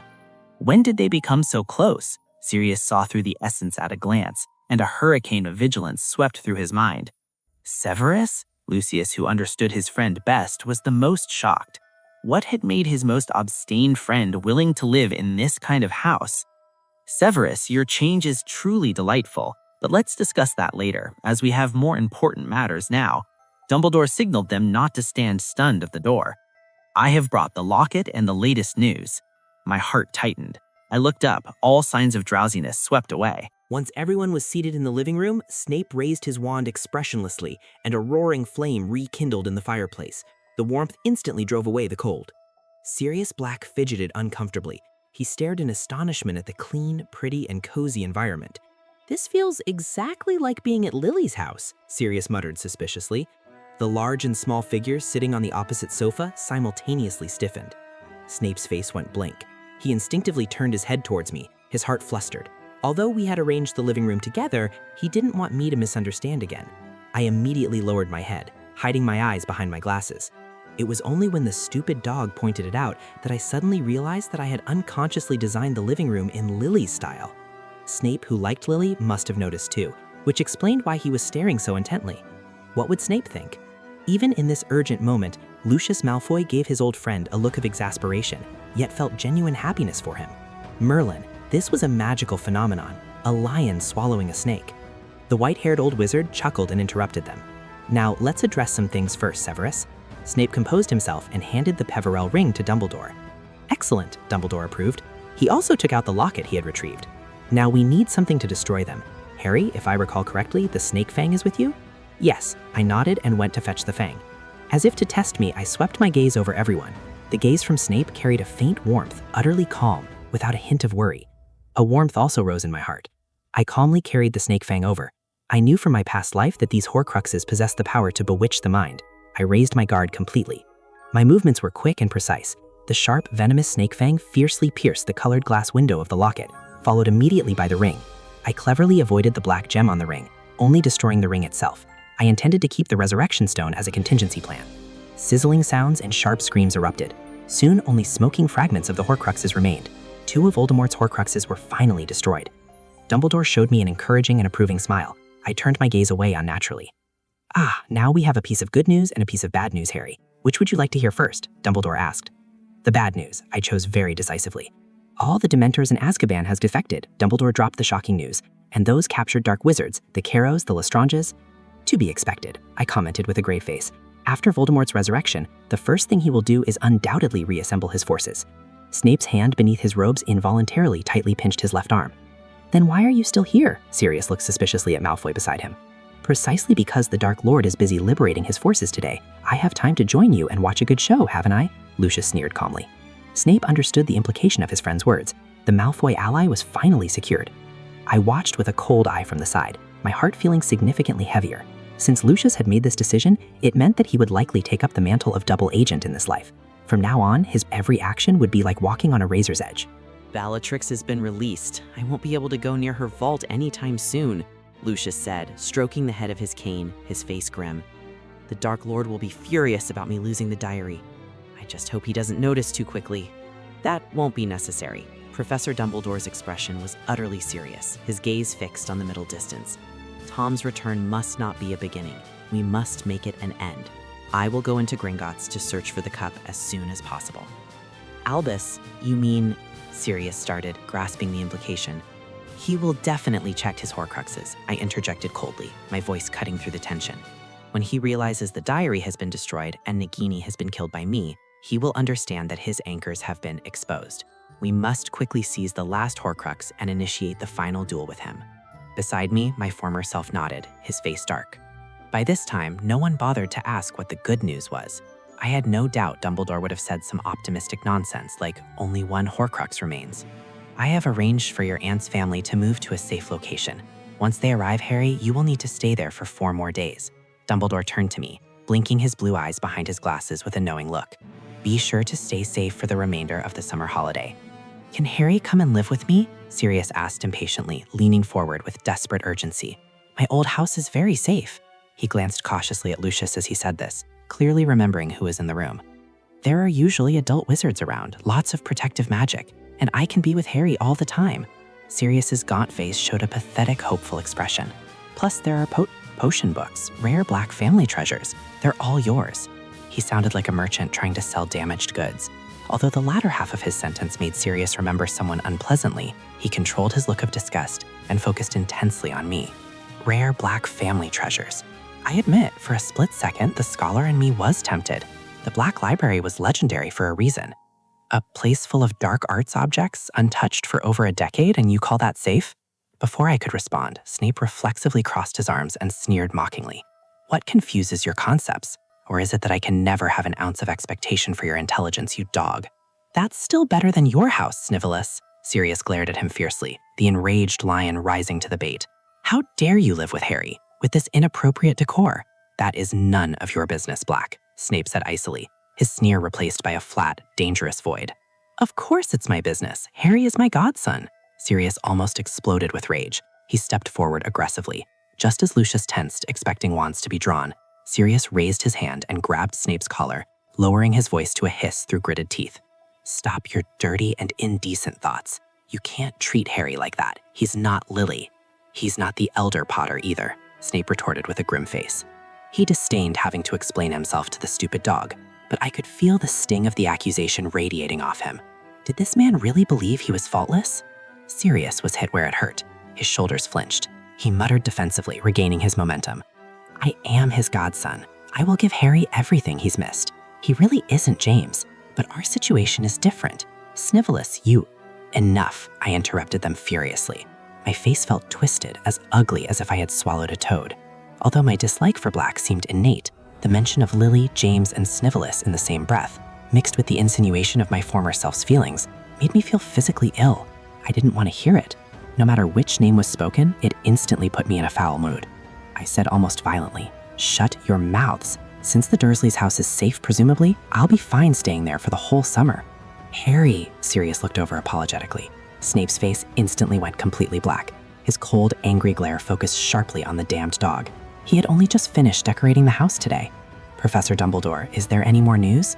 I showed a perfect cold smile, my aura powerful enough to silence the room. I'm afraid not. Just mind your safety. We will handle the rest, Harry. Dumbledore stood between his 2 high-ranking subordinates. He looked at my current aura and image, which were identical to Severus, and smiled without looking away. I nodded in satisfaction and said coldly, Then I'll await news. Please notify me after the Dursleys' family is settled, Professor Dumbledore. It's getting late. Good night. I turned abruptly and walked up the stairs to the 2nd floor with great momentum. Although I was only wearing ordinary pajamas and was physically a minor, I knew Lucius saw the shadow of his friend in me. The air in the living room fell into a deathly silence. From the top of the stairs, I could sense the aftermath. After a long while, Sirius slid onto the sofa like a popped balloon, saying despairingly, I think I messed up again. Snivellus, it's all your fault.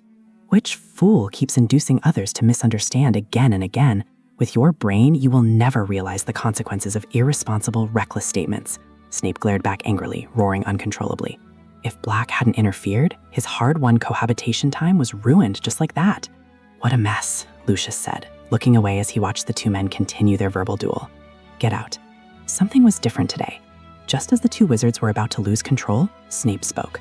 A look of disgust crossed his face as he glanced at Dumbledore, saying impatiently, "Since you have nothing more to say, shouldn't you leave my house?" "Oh, indeed." Dumbledore stood up to leave. "Severus, we won't trouble you anymore." "What? But Harry is still—" Sirius hadn't yet reined in his fighting momentum when Dumbledore dragged him out the door. "Good night," Dumbledore said cheerfully. Lucius gave a teasing look and nodded silently in farewell. Snape felt utterly uncomfortable under Lucius's gaze, cursing inwardly. He stood stiffly in the empty living room. When the house finally became quiet again, he let his shoulders relax slightly, turned his head, and strode upstairs with a dark face. He needed to scold that damned dog one more time. Upstairs. My door was tightly shut, with only a sliver of light escaping from beneath the frame. I heard Snape standing silently in front of the door. He cleared his throat, stiffly raised his hand, and knocked, and spoke. "Potter?" There was no sound from inside the room. I was enjoying the silence, letting him stew in his own awkwardness. Snape recalled how the stupid dog first mocked his decor, then invited me to his house. The combined arguments had finally made me angry. Unable to control his grim expression, he spoke in a low, difficult tone. "Do not believe a single word Black said. I will not treat you that way, Harry." He switched to the more affectionate address as a sign of retreat. With a long creak, I opened the door. My face was dark with suppressed anger, mostly feigned but grounded in real irritation. I glared at him expressionlessly. "So?" I retorted curtly. Although I was looking up at him, my aura was formidable. Snape paused, his mind racing. He realized he needed to quickly find a way to appease me. He didn't want to live alone in his newly decorated house for the whole summer. "The essence of practical potions master's collected essays," Snape said decisively. "I've collected many clippings, tracing back over 200 years. My eyes flickered slightly. I knew what that was. This academic publication had been a great help to him, to us, since we were teenagers. Even now, he liked to review it repeatedly. It was one of his most important possessions. Was he truly going all out, being able to ruthlessly give away everything from rare ingredients to important notes? "No need," I still flatly refused, coldly glancing at him. "I'll have collected more in the future." The black-robed man was stumped for a moment. He rarely found himself cornered. I didn't want the rare ingredients. Was he only left with potions? While his mind raced, Snape spoke fluently, though preoccupied. "The Dursleys' house cannot guarantee absolute safety." "Huh?" "House elves can easily find their way there. Nagini also went there before." Snape struggled dryly to provide convincing reasons. "That family won't be able to stop anything if a situation arises." "Do you think I should stay here or go to Black's house?" I immediately put on a fake, insincere smile. Now Snape was still trying desperately to keep me, looking helpless. It was unlike the usually imposing potions professor. "The Black House is an old ancestral house just returned to him, full of dark magic and vulnerabilities. It's completely unsafe." Snape immediately narrowed his eyes, seizing the opportunity to harshly tell on the stupid dog. "Then what about these 4 days?" I deliberately continued to ask slowly. "Professor Dumbledore told me I must stay for 4 more days." Even if Snape's emotional intelligence was 0, he wouldn't dare answer with something like, "It's fine, the Dursleys' house is safe, just go stay for 4 days and come back." "I will stand guard nearby," the black-robed man said curtly. "There will be no safety issues." "That's good," I said simply, a flicker of successful revenge finally crossing my face before I shut the door. "Severus, good night." The door slammed shut with a bang. Snape couldn't be angry. Instead, recalling my behavior, he felt slightly relieved. Did this mean we had moved past all those issues? The next day was rainy. Drizzle hit the window pane, blurring the view of the flower garden outside. I woke up early, changed into Muggle clothes, packed the rest of my belongings into my trunk. I carried my trunk in my left hand, the empty birdcage in my right, and my wand tucked into the invisible holster on my right forearm before heading downstairs. My posture suggested I was going to live at the Dursleys for the remainder of the summer holiday. Snape, who was cooking oatmeal in the kitchen, looked up sideways, involuntarily becoming nervous again. I pretended not to notice. I piled my luggage against the wall and walked over to check the kitchen. The man had already silently waved his wand, and 2 plates immediately floated to the dining table. I looked at the porridge in the small pot. Snape was pouring milk into it. The chores were surprisingly all done by Severus, the diligent Snape. I looked around and could only contentedly sit down at the dining table. Suddenly, a loud bang, bang, bang knocked on the kitchen window. A white shape stopped outside. Hedwig? Before I could jump off the chair, Snape opened the window, quickly grabbed the thoroughly soaked owl, immediately cast a spell on it, and warned it sternly, "Stand still."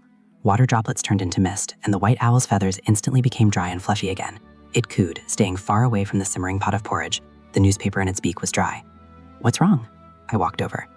I saw the black-robed man glance at the newspaper, his expression immediately turning grave as he pulled the newspaper from the owl's beak and read it. As I walked closer, Snape automatically lowered his arm, and we looked at the newspaper together. I looked over Snape's arm and focused on the headline. Gringotts? Robbed? Harry and Snape exchanged glances. The director of the Auror office, Rufus Scrimgeour, has consequently resigned, and the new acting director is Lucius Malfoy. He issued important instructions to his department that the Aurors will retrieve the lost items, appease the goblins, and ensure the security of Gringotts. The director of the department that hunts dark wizards is now Malfoy? I asked with a mocking rise in my tone. This was undeniably ironic.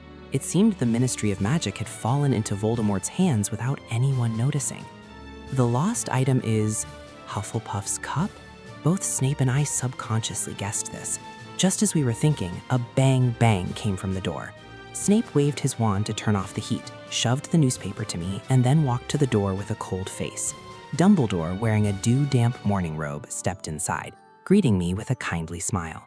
"The cup is retrieved." The old wizard's tone was powerful and calm. "Tom has started tracing his Horcruxes. The Order of the Phoenix was successfully reassembled last night. Harry, get your snake fang." As I retrieved the snake fang, I mentally calculated. Dumbledore had only laid out the plan last night, yet he had already assembled the Order of the Phoenix, rushed to rob Gringotts, and managed to complete everything before the morning papers were released. The cup, resting on the old wizard's no longer smooth palm, was small and charming. I knew the power of Horcruxes. With a Clochomancy running, I didn't even blink. I calmly took the cup and pierced it with the snake fang. A sharp, painful shriek rose from the cup's fragments along with black smoke. "Am I interrupting your breakfast?" The relaxed Dumbledore looked towards the kitchen. Would you mind if I had a bowl too?" Of course, no one could object. Snape had already placed the first bowl of porridge on the dining table. I pushed my plate of breakfast towards Dumbledore. But before I could move, Snape had already turned to light the stove again, glared at me without any malice, and tapped the table. "You eat first. We need to leave soon." The small pot of milk floating in the air automatically poured the remaining porridge into 2 bowls. Snape's series of actions were performed without hurry or awkwardness. The scent of sweet oatmeal surrounded him. He looked incredibly domesticated, a stark contrast to his usual image. Dumbledore, holding his bowl of hot porridge, sat by the dining table, smiling at the sight of Snape without speaking. I could only sit back down. Perhaps it was my imagination, but I felt the oatmeal was too sweet today. "Harry, while you stay at the Dursleys' house, I will arrange for members of the Order of the Phoenix to protect you nearby," Dumbledore said. "Tom is going to become frantic. Be careful recently." "I know." I subconsciously glanced at Snape in the kitchen. Dumbledore noticed, and he winked knowingly behind his half-moon spectacles. "You'll be looking forward to chatting with your neighbor, won't you?" I quickly lowered my head to drink my porridge to conceal my expression. In my previous life, I couldn't stand Dumbledore's favoritism towards Harry Potter, but now that I was the one being indulged, the feeling was truly wonderful. After breakfast, Dumbledore took his leave. Snape was also informed of his new residence and his new task. Now he could legitimately follow little Potter back to the Dursleys, rent the empty house next door, and become a neighbor. The wizarding world was now stirring beneath the surface. Azkaban prisoners and guards had escaped, coupled with the Gringotts incident that concerned the public. This mysterious force used public opinion to attack the current administration, forcing Fudge and Scrimgeour out of office and replacing them with a new set of officials. How ironic. The wizarding world appeared stable and thriving under their governance. Didn't this make the Order of the Phoenix, who sought to overthrow them for no apparent reason, look like an unstable, riotous force? Only those with insight knew that the Dementors, the most heinous criminals, the Giants, and the current Ministry of Magic were all in league. They manufactured the desired scenario, and the one secretly ruling everything was Voldemort himself returned to power. The final battle, indeed, was drawing near. The Dursleys' new house after moving was still in Surrey, right next to the River Thames. The villa was brand new, and the families living nearby were mostly upper middle class or above. Vernon and Petunia were very satisfied, believing they were about to enter the circle of the upper class. Only Dudley disliked it. He no longer had his gang of cronies to bully people with here. I, on the other hand, lived peacefully here. Thanks to the new house, the living conditions were much better than before. I had stayed here calmly for 4 days, with no intention of leaving yet. The window suddenly tapped lightly with a bang bang. Outside the window, there was only a folded note.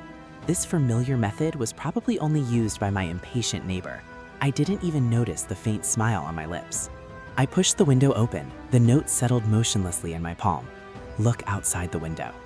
Under the tree in front of the street, a familiar figure was indeed standing. "What did you call me out for today?" I deliberately asked as I walked out, suppressing the faint joy that suddenly arose in my heart. Snape, dressed in muggle clothes, looked normal. He turned and started walking slowly, saying concisely, "The wizarding world is not peaceful right now. Dumbledore asked me to relay a message. Pay attention to your safety and wait for news." I nodded knowingly. The ominous signs were so obvious that even the original Harry Potter would have realized something was wrong by now. "It's safe here. I'll stay until school starts," I answered, deliberately pretending not to understand Snape's underlying meaning. "That is exactly what I was about to say." Snape stiffened slightly, still walking ahead of me. "Lucius relayed a message that the Dark Lord was furious that day, killed a bunch of people, and then got even angrier, starting to demand that Death Eaters search all over the Muggle world for your and my locations." "Even angrier?" I asked, lost in thought. I knew Voldemort better than the current Snape did. Very little could make Voldemort angry even after venting. Could it be that after realizing all his Horcruxes were destroyed, Voldemort tried to create a new one and failed? "The Dursley surname is not common. If the Dark Lord finds a way to search, he will eventually find a way to trace us here." Snape was still trying his best to persuade me in his own way. "You'd better move to a safer residence." I and Snape were essentially strolling along this street next to the River Thames. By the time he finished the sentence, the cunning potions professor had finally shown his hand. My tone lifted and I asked with a gentle tease, "Are you talking about Godric's Hollow?" Snape certainly couldn't admit it. "I just think this place is no longer safe," the man said somewhat stiffly. My face almost broke into a happy smile. Snape's concern somehow sounded better than Draco's flattery and subservience. Suddenly, a long row of streetlights on the street all went out. Snape subconsciously gripped his wand and shielded me behind him with one hand. I reacted similarly, narrowing my eyes. "Professor Dumbledore?" The Dementors wasn't needed at a time like this. Without the streetlights, the road was dark. I suddenly shuddered. A feeling of extreme coldness seemed to sweep abruptly over my skin, and my heart gradually sank. Snape's face changed slightly. He abruptly pushed me and roared in a low voice, "Go! Damn it, it's Dementors. More than one. Get back. Go stay inside the house." With Snape's abilities, he could certainly protect little Potter from these Dementors. But Snape's face was grim. He tightly gripped his wand but did not act. I naturally knew what he was worried about. This wasn't the time for bravado. In fact, I was also concerned about my patroness, so I immediately followed Snape's push, turning and running towards the house. The surroundings were already pitch black. Before I had run far, a wave of extreme coldness swept over me again from the front, carrying the stench of decay. I was abruptly forced to stop. "Severus, there are Dementors here too." I reported my situation in an equally calm voice. I couldn't escape. The adult and the child, standing back to back, fell silent simultaneously. Clenching their wands, neither moved. The nearly invisible figures around us drew closer. The feeling of coldness and dread began to spread and permeate. The atmosphere between Snape and I became somewhat solidified. Neither asked the other why they weren't casting a Patronus charm at this moment. Only one crucial question remained in our minds. What should we do? On the dark street, the atmosphere seemed to be frozen solid. The feeling of bone-chilling cold was drawing nearer, causing uncontrollable shivers, and the smell of rot and decay grew more oppressive. I could finally vaguely see the tattered cloaks of the Dementors floating in the darkness. From both front and back came a sensation of sucking, as if pulling out the soul, intensifying the fear. I no longer hesitated. My eyes sharpened and I chanted in a cold voice, "Expecto Patronum." I was going all out. Even if Snape saw my Patronus, I could claim it was inherited from my mother. After all, the original Harry Potter's Patronus was a stag, identical to the Elder Potters. With that precedent, I wouldn't feel guilty saying it. Even though the idea of Snape seeing his doe made me very uncomfortable, there was no other choice now. Bursts of silvery white mist gushed out rapidly surrounding the two of us, but it didn't immediately take shape. Just as I was hesitating and worrying, the next second the familiar Silver Doe leapt out gracefully. It looked at me with its shimmering, beautiful eyes and began to drive away the surrounding Dementors. Snape stared in astonishment at the familiar Patronus, and he looked deeply at me. The hesitation and struggle in his eyes suddenly vanished. He followed, raising his wand and chanting in a low voice, "Expecto Patronum." The silvery mist, which had been so reluctant to take shape, now finally complied with his heart's desire. When it gathered into a form, it was the exact same Silver Doe. It joyfully sought out its companion, walking intimately side by side with the other doe, driving away the Dementors. Although it was the same Patronus as before, Snape felt it completely different. Now he gazed gently at the two identical does in the air, as if all the coldness around him had been driven away. What could be a greater confirmation of one's heart than a Patronus? Did Harry like him in the future, which is why his Patronus was a doe from the start? Because he hadn't known what his Patronus was before, it had been unable to take shape. Now they were the same. This doe belonged to Harry. Snape guessed inwardly, his expression growing softer. He couldn't help glancing at the boy beside him. The black-haired boy, however, did not smile. I didn't meet Snape's gaze, merely watching the two does, my eyes vacant. There was not a trace of joy to be seen. Snape's heart sank. He remembered the connection between the doe and Lily and felt a sudden panic. Could it be that Harry saw the doe and further misunderstood that it was because of Lily? The thought of both his Patronuses being identical made Snape feel helpless again, as he had no way to explain. He could only suppress the worry in his heart and attend to the urgent matter, waving his wand to temporarily trap the driven-away Dementors under a dragonhide bag, leaving the Patronuses to stand guard. As the Dementors were successively contained, the streetlights finally began to flicker back on. The sounds of the wind, the river, and the cars on the distant road all returned. Although I hadn't communicated with Snape, I had indeed thought of the same thing just now, with a strong sense of unity. My vacant gaze was due to a sudden inner conflict that plunged me into silence. I never used to care about these things, but now I couldn't help but wonder. If both Snape and Lily had the Doe Patronus, and I had shifted my affection from Lily to Snape, how could I distinguish which one the Doe Patronus I currently manifested represented? Could I rely solely on the silvery mist that had been so reluctant to take form a moment ago? I pondered this briefly, then immediately dismissed it. I wasn't the type to overly dwell on such matters. All that matters was knowing I liked Snape. Thinking this, when Snape finished dealing with the Dementors, used Hedwig to send a message to the Order of the Phoenix to move the Dursleys, and decided to take me back to the Godric's Hollow house, I said nothing, quietly agreeing. Potter? During the wait, Snape, who had changed back into his wizard robes, was not so calm. He looked at the two does in the corner of the living room, which hadn't vanished because they were guarding the Dementors. His voice was unusually hesitant. Actually, my Patronus— I know what you want to say, I interrupted, seeing Snape's vague embarrassment and knowing what he was struggling to say. Even though I was in a good mood right now, I didn't want to hear it, because if I thought about it too much, I couldn't tell whether I was more jealous of Lily or Snape. The feeling was too bizarre, so it was better left alone. I refused directly with an expressionless face, which looked somewhat like anger. Snape felt the stupid dog had utterly messed things up. At least this matter absolutely couldn't be misunderstood again, so his tone was dry, but he insisted, "Potter, my Patronus, it has been changed." I of course knew this, no one knew it better than I did. Because he liked Lily back then, the Patronus appeared as a doe. He never knew what his true Patronus was. It was naturally the result of a deliberate change. Harry, the black-haired man, changed the address again, dryly.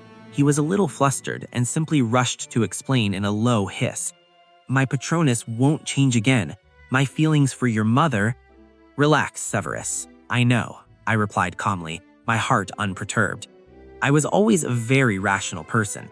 Even if I had to listen to the person I secretly like explain their feelings for their former crush, it wouldn't fundamentally change the outcome, because I was very clear that I still liked Snape, and my ultimate goal was still to remain cautious and persistent in trying to win over the potions professor. Now, Snape was trying hard to explain to me this was to prevent further awkwardness between us, as we are now good potions partners, a friend and the friend's son. Wait, the son of his secret crush? Being caught seeing Snape's Patronus was a doe must have been embarrassing enough for the other man. His own Patronus being a doe was double the humiliation, a nightmare. Thinking this, I implicitly exchanged a look with the black-robed man, planning to agree with him and gloss over the awkward situation. "I know everything, Severus. I plan to return to Godric's Hollow for the rest of the summer holiday." See, we're still good potions partners. My expression finally softened, and I returned a knowing look. Snape felt somewhat relieved and finally let out a sigh of relief. He composed himself and nodded. "Go pack your luggage first." It's finally explained clearly. Since our address was exposed, when the Order of the Phoenix members arrived to take away the Dementors and move the Dursley family, Snape brought me back to our new house in Godric's Hollow. The house was brightly lit, even though it was late at night outside. My trunk and birdcage were tossed next to the sofa. Hedwig, her feathers pristine white, was perched on the coffee table, drinking water from a small bowl. After the incident earlier, I was wide awake. I stared at the crackling fire in the large fireplace, and a clear fact emerged. I pointed it out in a cold voice. How did the Dementors know we lived there? Releasing Dementors en masse into the Muggle world would cause huge chaos, yet 3 or 4 of them appeared precisely on our street. This was definitely not a coincidence. Although I didn't want to think it, someone in the Order of the Phoenix might have leaked our location. The black-robed man in the kitchen silently turned off the heat. The kettle was hissing sharply. He carried the brass kettle back to the living room, filling my cup and his own with hot water. Mundungus? Snape's expression showed disgust. In the Order of the Phoenix, I admitted I was someone who judged based on prejudice. I thought about it coldly. The only possible source of the leak in the Order of the Phoenix was probably that idiot. In my previous life, Mundungus Fletcher was the only one who caused numerous major problems. He wasn't an intrinsically evil person, but he was a scoundrel without a bigger picture, always causing trouble.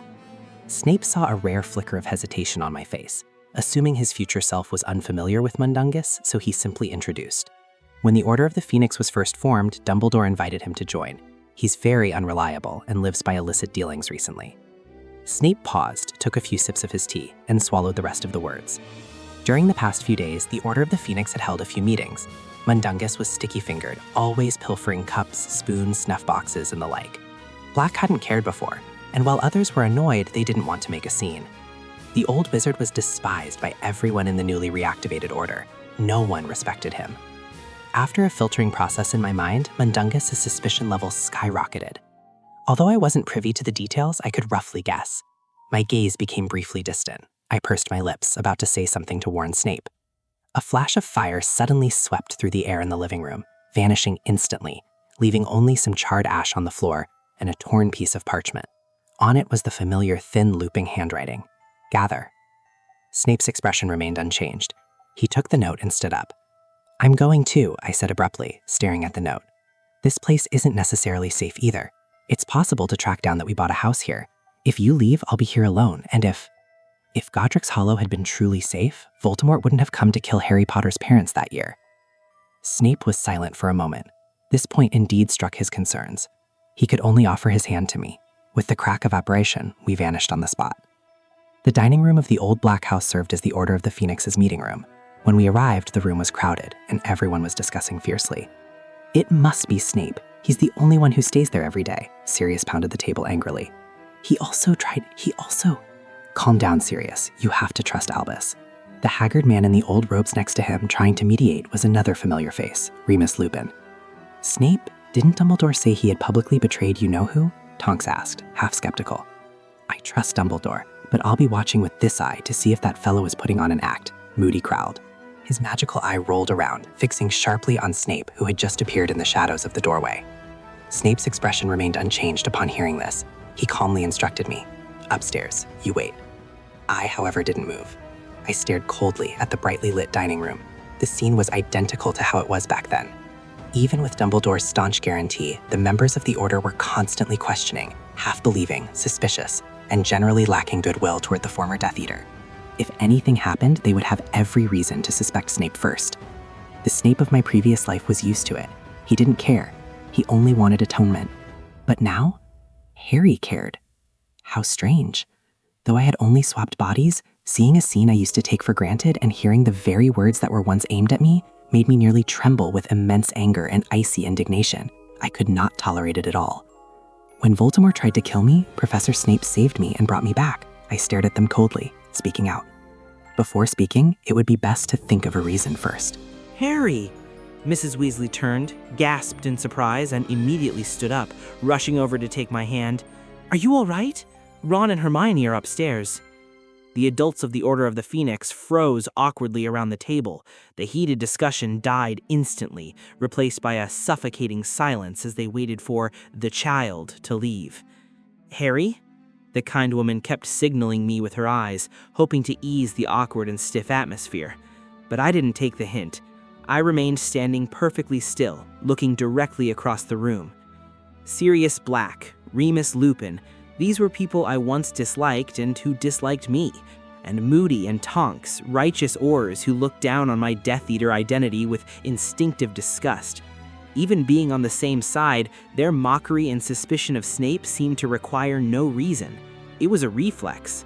Even my current defense only brought out an embarrassed defensiveness on their faces, as if silence equaled an apology. And rightly so, they were used to it. After all, he didn't care. The matter should have ended here. But I didn't want to humor them anymore. "Shouldn't you apologize?" I asked coldly. The words were carefully considered, spoken with a slow, deliberate enunciation that cut through the room. Regardless of any past identity, I only know that Professor Snake has saved me multiple times. I stepped forward, my gaze sweeping over them. He just saved me from 4 Dementors, and upon returning, I hear your comments? Let me think. Is baseless suspicion and accusation behind the back of a comrade who just returned from a difficult and dangerous mission the standard tradition of the Order of the Phoenix? "Harry," Mrs. Weasley gasped in shock and nervously tried to interrupt me. "Don't say that. They're just worried about you. And you, Sirius, what you said was out of line. You should apologize." "Not just black. My ears aren't deaf, and I hope yours aren't either," I said coolly, my expression unwavering. I never cared about my own reputation or what others thought of me. Even if everyone in the Order had a poor impression of Harry Potter after today, so be it. Even if they didn't hail me as the boy who lived, the Order still had to fight Voldemort. By comparison, Snape's grievances were far more important. "Potter." This time it was my former self who interrupted. His voice was tight. "Go upstairs." My defense had shocked him. I could see the momentary stun in his eyes, the flicker of being touched. He didn't mind others slandering him, but he minded Harry Potter ruining his own golden reputation for a greasy dungeon bat. But I didn't ignore him. Sirius reacted quickly, his internal alarm bells ringing. He realized I was furious at them for Snape. I wasn't calling him Sirius or Godfather, I was calling him Black. He turned and stiffly apologized to Snape, his tone slightly forced due to awkwardness, but he still offered the humble words, "Sorry, Snape. I shouldn't have been so blindly suspicious." I nodded, as if I hadn't heard Snape's command. I continued to look at the others present. "Or are you saying you actually don't consider him a comrade, because of old prejudices and his past identity?" I added lightly, watching them coldly. Remus Lupin, the werewolf, unnaturally averted his gaze. He felt a surge of guilt. Truth be told, Snape had every reason to betray them, yet he'd consistently done the right thing. The ones truly prejudiced were the righteous wizards. With my harsh words, none of the adults could sit still. Tonks apologized in a low voice, her cheeks flushed deep red. Lupin followed suit. Moody reluctantly nodded. Kingsley Shacklebolt looked at me with a hint of admiration. "Let's go upstairs," I said, finally reverting to the calm demeanor they were used to. I led the black-robed man upstairs without looking back. The first floor fell into a complete silence. I can almost hear their thoughts shifting. They realized they couldn't mention Snape carefully anymore. Harry Potter was astonishingly powerful when provoked. Upstairs. "Harry!" Ron and Hermione rushed out of the room. Ron quickly and anxiously asked me, "What happened downstairs? I heard you—" His words cut off abruptly. He flinched like a rat whose tail was stepped on when he saw the stern-faced potions professor following behind me. The worried Hermione was about to rush over and hug me, but quietly halted and stood still. "I'm fine," I simply said, my focus still on Snape behind me. I felt a little troubled. An angry Snape was difficult to placate, especially since he didn't believe he'd done anything wrong. Hermione and Ron, sensing the nuclear tension, gave up their room. They retreated to Hermione's temporary guest room, only daring to give me a worried, encouraging glance as they left. The door clicked shut. Standing in the room, Snape was so furious that he reverted to his usual slow, sarcastic tone. How incredibly brilliant Mr. Potter's mind is to make such a decision on his own. Has the excess fame of the boy who lived exhausted you, so you're eager to throw it away? He glared at me, his chest heaving slightly. He was angry because I had used my social capital to defend him, something he deemed a waste. "Yes," I said. Still struggling with how to appease him, I decided to just blurt out the logical truth. "Isn't it a bargain to trade a burdensome reputation for a lesson taught to them, Severus?" Based on my previous judgment, Snape didn't seem like the type to care about such small details like reputation. Why was he getting angry now? ... Snape's expression froze in disbelief, almost thinking he'd misheard him. When he realized that I had not only not reflected, but had admitted it openly and was now trying to persuade him with logic, the potions professor's face went completely black. His aura became utterly terrifying. Snape perfectly demonstrated his rage and gnashing of teeth in a softly whispered volume. Harry Potter. One day, little Potter would surely anger him to death. Severus? I spoke out. Even though Snape had just shouted my name in such a furious rage, I remained innocent-faced, my messy hair sticking up at the back of my head. I knew my feigned cluelessness was identical to the elder Potter. Snape clearly felt that both father and son were equally bastardly, making him grit his teeth with hatred whenever he was reminded of them. Did little Potter have no brain? He didn't understand such obvious logic? From neglecting to eat, sleep, and take care of himself before, to being indifferent to his reputation now, what else could little Potter care about besides orbiting him? The black-robed man's face was ashen, his lips pressed into a sharp, straight line. He coldly glanced at me and dismissively stated, "Since Mr. Potter has his own ideas, then proceed as you see fit." He was destined to clean up messes anyway. At worst, he would just continue following behind little Potter and compensating for him. This little scoundrel needed a good cooling-off period. I felt a sudden dread. It's over. It's over. Severus was just extremely angry just now, and judging by his current mood, he had been thoroughly provoked into full-blown rage. I took 2 steps forward, wanting to offer a few more dry words of comfort. "Severus, I know what you mean." Snape didn't wait for me to finish. The black-robed man abruptly turned, the wide black robes sweeping right across my face, forcing me to lean back and stumble. Snape didn't look back once, his posture terrifyingly rigid as he strode quickly downstairs. I grasped the doorframe and finally steadied myself, looking down the stairs with a headache, feeling utterly overwhelmed. God, my own angry demeanor was truly that frightening. The Gryffindor students were actually right on that score. Difficult, isn't it? A strange, teasing voice suddenly rang out in the empty corridor. I snapped my head up. 2 heads poked out of the darkness between the upstairs banisters. George and Fred were there, grinning at me, having watched for who knows how long. My heart clenched in alarm. Had my senses and skills dulled after these years of comfort? Couldn't I even detect 2 ungraduated boys? With a sharp pop, the twins apparated seamlessly to my side, each hooking an arm around my neck. "It's not what you think," Fred said. George held up an ear-shaped object connected to a long, faint pink string, looking exactly like a real ear. He spoke with a lively air. "An extendable ear, our new invention, specifically for eavesdropping." "We weren't trying to," Fred chimed in. "You 2 were arguing so loudly that the 6th floor could hear." George pressed the extendable ear into my hand. "This is to make amends, but I've never seen Professor Snape so angry before." The 2 red-haired boys shared an identical teasing look, grinning at me without saying more. Was it really that loud? I knew they were exaggerating, but recalling the confrontation, our voices were indeed very loud. Even if it didn't reach the 6th floor, the 4th floor wasn't far off. I held my cheeks stiffly, preventing any sign of shame from showing, but my ears were burning. "If I were you, I'd go chase after him to apologize," Fred advised kindly. He showed a subtle look of sympathy and admiration. "What you said just now was too infuriating. Professor Snape is having a hard time too." "Poor Fred, don't be mad at me." George immediately put on a worried and mournful expression, carefully cradling Fred's face, acting out the scene right there. "Oh, I just misspoke. I was worried about you, so I didn't care about my own reputation." "But I care about your reputation, George," Fred reciprocated, intimately draping his arm around George's waist, acting out the scene, sighing. "My heart is shattered because of you. Don't you care about my feelings at all?" "Oh, Fred." "Oh, George."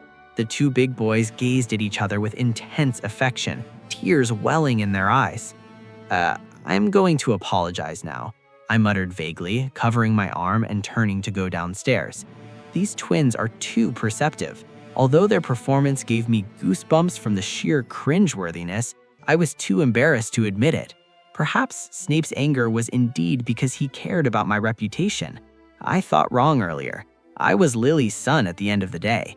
But how should I apologize? Thinking of this, my face clouded with distress again. This had always been my weakness, making me incredibly clumsy. Recalling my few pitiful attempts at apology in the past had all failed. After that incident, Lily had locked me out of the Gryffindor Tower. Although I waited for several hours before Lily finally came out, my stammering, unrepentant words completely enraged Lily, and our friendship broke off right then and there. But even with no confidence, I descended the stairs, steeling myself. Fleeing was not in my nature, and what George and Fred said made sense. I couldn't stand seeing Snape suffer injustice, and it seems Snape couldn't stand seeing me suffer injustice either. Or rather, any injustice not inflicted by Snape himself. I thought about it and found it quite amusing. I was doomed. I was truly infatuated with my former self. I even liked the thought of Snape making things difficult for me. I walked down the stairs, my expression fluctuating, startling Mrs. Weasley, who was guarding the hallway. She rushed over, grabbing my hand and asking, "What's wrong, dear?" "Where is Professor Snape?" I cleared my throat, which had become dry and hoarse, and looked around to ask. The dining room door was open wide, and the fireplace in the hallway was burning with green flames. The Order of the Phoenix seemed to have finished its meeting, and people were leaving in twos and threes. Mrs. Weasley was seeing them off. Only a few people remained in the dining room. I could vaguely see Sirius tinkering blindly with a wand in the kitchen, with Ginny helping him. A cacophony of clattering cups and bowls came from the kitchen. I didn't see the black figure. Had Snape left in anger? Left me here? My heart sank, and I fell silent. Oh, he had an urgent matter, so he left first. Harry, you can stay upstairs tonight. Don't worry. I'll go prepare your room. Molly vaguely answered, having just recalled the meeting and unable to speak clearly. I paused, replied with an unchanged expression, lowered my eyelids, and stared silently at my fingers. 10 minutes later. So what's the situation now? Ron asked, stuttering, sitting on his bed. In this room, clearly decorated to suit a boy's tastes, Quidditch team posters were plastered all over the walls and floor, causing me to move a step towards the door, trying to find a clean floor tile to stand on in distaste. This action was misinterpreted by Hermione as me wanting to leave. The bushy-haired girl hugged my arm tighter, her attitude firm. "Harry, you can't back out this time. Listen to everyone's advice." "But I truly doubt if seeking your help was right or wrong," I said, my expression very strained. I critically examined Ginny, the small girl in the corner of the room, who was looking awkward and flushed, and frowned defensively. Why does this have to be discussed by so many people? When it came to apologizing, I felt my ability was zero. I rarely wanted to seek help. Of course, I had been thinking of the library or similar places. My only old friend who could offer some help, Lucius, had no relationship with me in this life. But Hermione had seen through my need. I held only a faint hope that I could find a proper way to apologize among this group of young people. After all, Hermione Granger was sometimes more clever and reliable than adults, so I had tacitly allowed myself to be dragged into Ron's room, but I clearly regretted it now. "Harry argued with that professor. We need to figure out a way to help him," George and Fred said, each taking half a sentence, introducing the current situation to the group. "That professor?" Even though Ron knew the situation, he couldn't help repeating the title. "Yes, that professor." Fred nodded. George jumped off the desk and described in a mysterious tone. "You know, the one we all know, but whose name we can't say. Please, can't you see I'm trying to manage the situation? Give advice, George."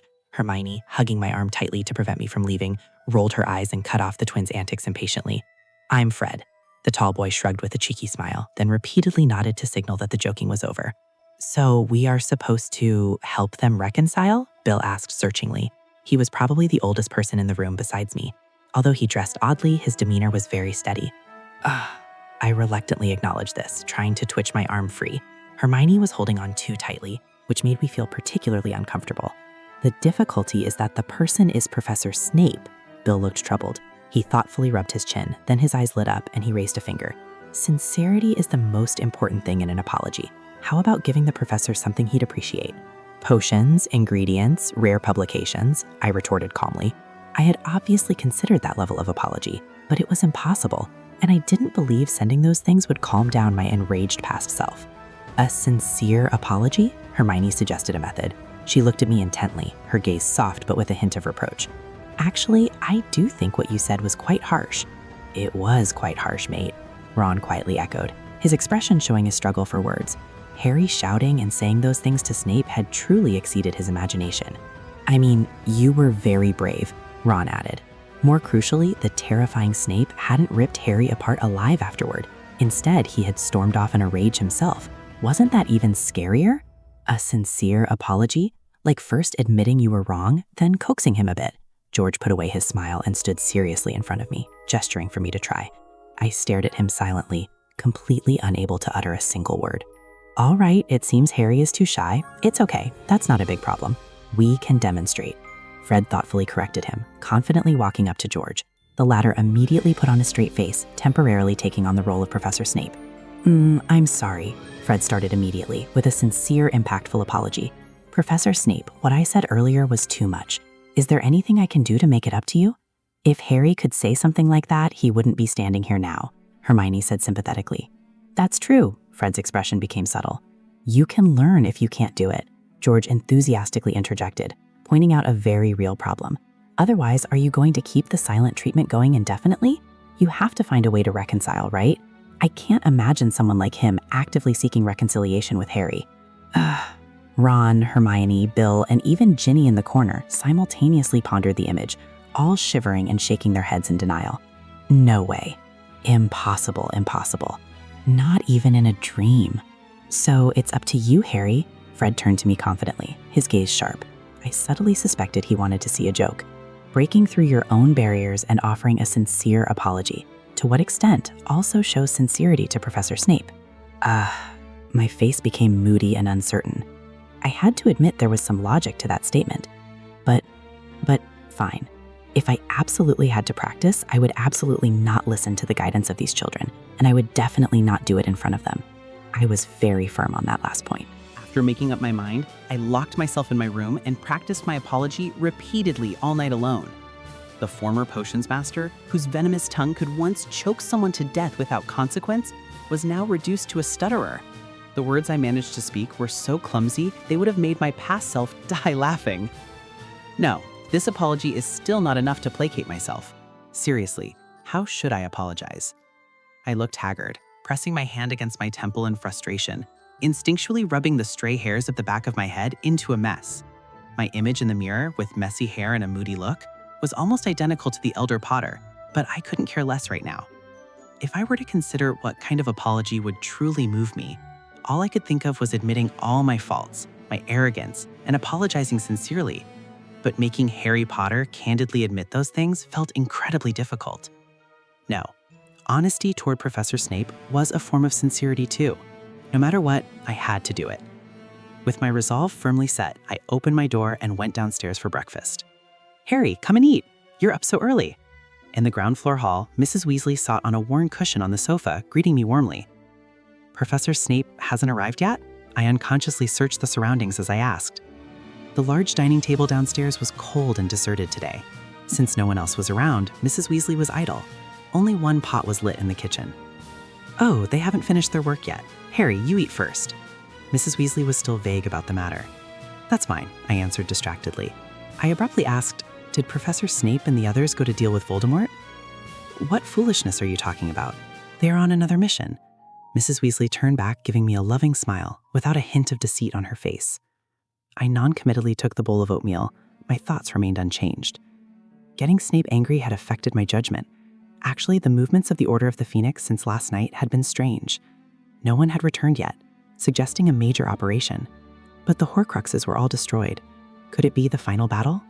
I couldn't think of what else the Order of the Phoenix could be doing at this time. In the last life, they could only quietly consolidate their forces. When I was halfway through my meal, the twins came down for breakfast, yawning. How's your apology practice coming along? Fred winked and asked. Not so well. I avoided the topic unnaturally. I lowered my head and took a sip of oatmeal porridge. I feel today is very unusual. Did you hear anything about their meeting last night? Only a word or two. Fred lowered his voice further. The extendable ear was taken by that creature fellow and treated as rubbish, but those people seemed to be discussing how to deal with Mundungus. Just that? I raised an eyebrow in surprise. Because his negligence exposed their location and almost got you killed, mate, George added. Although Professor Snape is usually quite annoying, but Professor Snape is quite good to you. This matter is very serious. I guess they definitely won't let Mundungus participate in a next operation, even if Dumbledore tells them to. The ham is ready. Mrs. Weasley's appearance interrupted their conversation. Her arrival caused the three of us to stop talking tacitly. "Where are you going, Harry?" After finishing my meal, I set down my dishes and turned toward the fireplace. Mrs. Weasley politely tried to stop me. "During this time, you should stay here and not wander off, dear. It's too dangerous." "To Professor Snape's office," I answered calmly. "It's safe there too. I won't wander off. I just need to fetch some things." I knew that even during the holiday, the flu connection to the Hogwarts professors' offices was open, especially my own. I already had a vague guess about the current situation, and I was going now to confirm it. If my guess was right, I could also rush to the headmaster's office to confront Dumbledore. Sure enough, Mrs. Weasley couldn't argue this time. After the flames in the fireplace turned green, I stepped into it, and my figure vanished from the room.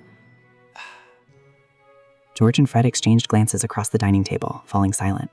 Had Harry figured something out? Something must have happened outside. "How about we stand here, Fred? Wait for Harry to return." "No problem, mate. We might even find a chance to help." I stepped out of the fireplace, coldly observing the office shrouded in shadow. Not here, as expected. I strode towards the door, pulled it open, and asked the lazy Medusa carving guarding the entrance, "Has Professor Snape returned?" "Ah, little master." Medusa immediately came to life, hissing out the answer respectfully. "He was here last night, and then Mr. Dumbledore needed him for something. He hasn't returned since." I didn't speak, just tightly pursed my lips. My expression for a moment looked severely terrifying, bearing an 8-point resemblance to the dungeon's owner when he was angry. "At your service, little master. I shall return to my slumber if there's nothing else." Even the Medusa on the door twitched its snake tails nervously, quickly falling silent. I strode upstairs through the castle. The school during the holidays was excessively desolate. The boys soon reached the revolving staircase. Before I could recite Dumbledore's favorite sweets, the stone gargoyle at the entrance stared closely at the scar on my forehead, automatically jumped aside and said slowly, "It is Harry Potter. You may go up. Albus gave instructions." "They are waiting for you," another gargoyle grumbled. "Huh?" My furious pace paused, slowing down considerably. I still pushed open the headmaster's office door with a cold face. "Harry has arrived?" The old headmaster, wearing a bright purple robe and an outdoor hat, with some questionable dust on the front, greeted me kindly from behind the large desk. Although he seemed to want to project an image of always being reliably present, I noticed his haste. Dumbledore said with a smile, "You've come just in time. We were just discussing you." "We?" In the other corner of the headmaster's office, the familiar, tall, slender black shadow stood. As my gaze shifted, Snape stiffened his cheeks coldly, looking straight ahead. He acted as if he didn't know me, completely ignoring Harry Potter, clearly still angry. The words I had prepared all night to apologize with, under the anger that flared up upon arrival, completely caught in my throat and were choked back. I could only turn my head, glaring icily at Dumbledore, and began to interrogate him with an insincere smile. "If I hadn't come, you wouldn't have intended to involve me? In your operation?" Snape couldn't suppress a cold sneer, mocking who knows who. "It's obvious." I pretended not to hear. "We are doing some preparatory work," Dumbledore explained patiently. "We must launch a full-scale attack on Tom before he takes his next action, but the wizarding world is controlled, so we are facing considerable difficulties." Easy to say. I wanted to scoff, but I still maintained respect for Dumbledore, so I remained silent. The Order of the Phoenix had definitely conducted some major operation in secret, most likely the final battle. If I were a hot-headed, genuine teenager, I would be impulsive and rush in angrily. But I was different. The reason I felt unhappy was purely my desire to participate in the final battle. I considered my fighting skills good, and Dumbledore and Snape both knew this, so why were they deliberately avoiding my participation? Under my icy stare, Dumbledore could only speak a few more words under the pressure. He said apologetically, "We recently raided Malfoy Manor, killing a group of Death Eaters to weaken their forces. The people deployed were members of the Order of the Phoenix and professional Aurors. I felt there was no need for you to join. A child needs to sleep peacefully at night to grow taller." Snape snorted in agreement. "However, Tom has been successfully provoked, so you are not too late, Harry," Dumbledore quickly added, saying slowly, "Given Tom's pride, he will certainly launch a counterattack, so I convinced everyone to wait at Hogwarts, where the defenses are strongest. Because this is also the place he must conquer." I keenly finished the sentence. "Voldemort spent his initial time in the wizarding world right here at Hogwarts. Yes, this aligned with my memories from my previous life. The final with Voldemort was destined to take place at Hogwarts. Since I had caught up with the final battle, my anger gradually dissipated. I glanced at Snape, who was standing straight and silent like a block of wood, and probed. Voldemort will certainly want to duel me. This is our chance. I still worried about one thing. Snape had completely betrayed Voldemort and made fools of them. If the first thing Voldemort did upon arriving at Hogwarts was to retard to eliminate his betraying subordinate, I voiced my concern. That's perfect. I will end everything, Snape said, still looking straight ahead, his tone distant and cold. And I don't need reminders from a certain one, Potter. I felt both exasperated and amused. Although I was just seeing things from a different perspective, for the first time I genuinely felt, Severus? Was he this cute? He was clearly still very angry. But because Dumbledore was also present, I couldn't apologize directly. I could only try to yield through my eyes, feeling both uneasy and inexplicably relieved. Although I was worried about Severus's safety, I was also confident in my own abilities. No matter who Voldemort chose at that time, the person he would face was still the same Snape. Perhaps there was nothing to worry about after all. I subtly let out a sigh of relief. Since the truth was out, Dumbledore no longer concealed the remaining information. The professors have been contacted and are rushing back. The members of the Order of the Phoenix will take up residence in the castle. Dumbledore clasped his hands together in front of the desk, his azure eyes behind his half-moon spectacles sharp and deep. He said slowly, "This holiday, Hogwarts can only rely on us." I acknowledged in a low voice. We both understood the one key difference from the memories of my last life now. Without numerous adult students helping to fight the Death Eaters and non-human creatures, our battle would be much harder. However, the Order of the Phoenix had seized the opportunity to launch a surprise attack, significantly weakening the Death Eaters, effectively leveling the playing field somewhat. Snape, who had been standing stiffly like a post, subtly shifted his expression and looked over thoughtfully. Despite my physical age being immature, my voice had already broken, dropping into the husky, magnetic tone characteristic of adolescence. It was surprisingly pleasant. Snape abruptly checked his thoughts, tightening his cheeks in self-disgust, his expression hardening. I will stay at the castle, I decided immediately. I didn't plan to return to Grimmauld Place to avoid missing the final battle these next 2 days. Not returning would also prevent those underage kids from finding out and getting involved. I reasoned they wouldn't have the audacity to directly trespass into the potions professor's office. I was silent for a moment, correcting my thought. Wait, those 3 Potter kids were extremely audacious in the last life. I needed to go back and tamper with the fireplace and inform the Grangers. Then I won't trouble you anymore, Harry, Severus. Having delivered the arrangements, Dumbledore wisely tapped the desk with his finger. A glass of lemonade quickly appeared by his hand. The old headmaster completely relaxed, raising his glass in respect to the 2 of us and asked with a smile, "Or would you stay and try some sweets with me? This new flavor is quite good." Instead of sweets, Madame Pomfrey would probably prefer to hit you with a stunning spell, Snape sneered, glancing at Dumbledore's dark eye circles. He turned and walked out with a subtle flourish of his robes, hearing the unmistakable sound of me following behind him. He knew the student dormitories were not open now. Even if they were, I hadn't brought any personal belongings. I likely only had my wand. Snape knew exactly where little Potter's default accommodation was. But as we descended the stairs, the air between us fell into silence. The black-robed man completely ignored the person behind him, yet didn't say anything to dismiss me. I engaged in a fierce internal struggle the entire way, repeatedly unable to speak because of the portraits on the walls along the way, which stared at us and whispered loudly. This awkward atmosphere persisted all the way to the dungeons. "Listen, Severus." I swiftly turned and closed the large door behind me. Now that we were alone, I could finally speak, dryly and with difficulty. "I need to apologize to you. Last night I was too arrogant and ignorant." I abruptly cut myself off. My expression became alert. At the same moment, the black-robed man whose back was turned to me flicked his robes, a signal to stop me from speaking. We both turned sharply to glare at the inner office, hearing a subtle movement inside.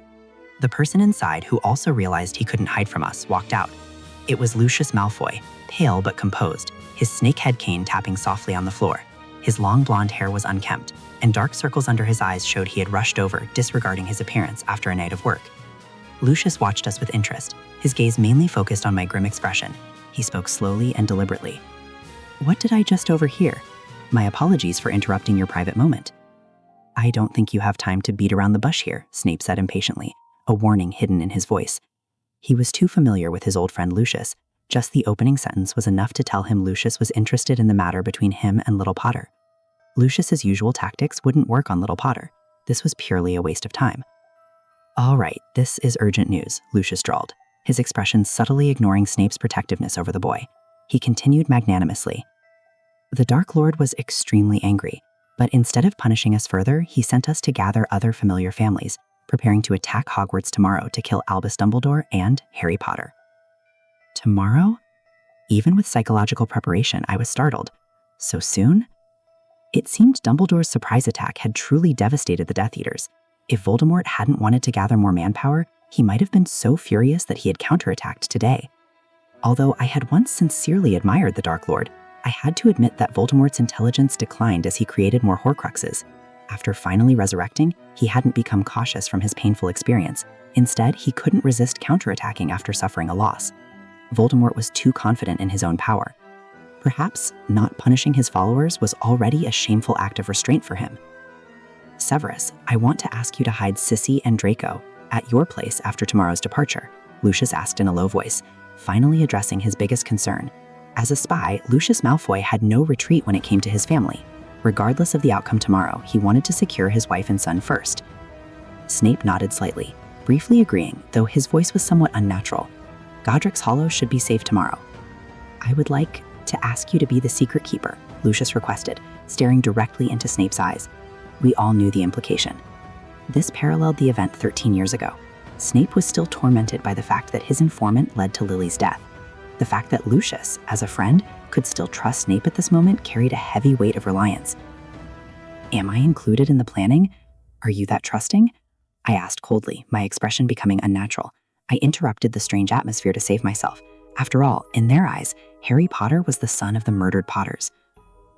"Your actions are trustworthy, Mr. Potter, and I am already awaiting good news between you and Severus." Lucius lowered his arrogance, naturally complimenting me and doing me a favor. "I believe no conflict could be worse than tomorrow's, so why not enjoy yourselves?" The black-robed man's frame froze visibly, reminded that he was currently in conflict with little Potter. I conversely relaxed my expression, glancing at my old friend from the last life with internal gratitude.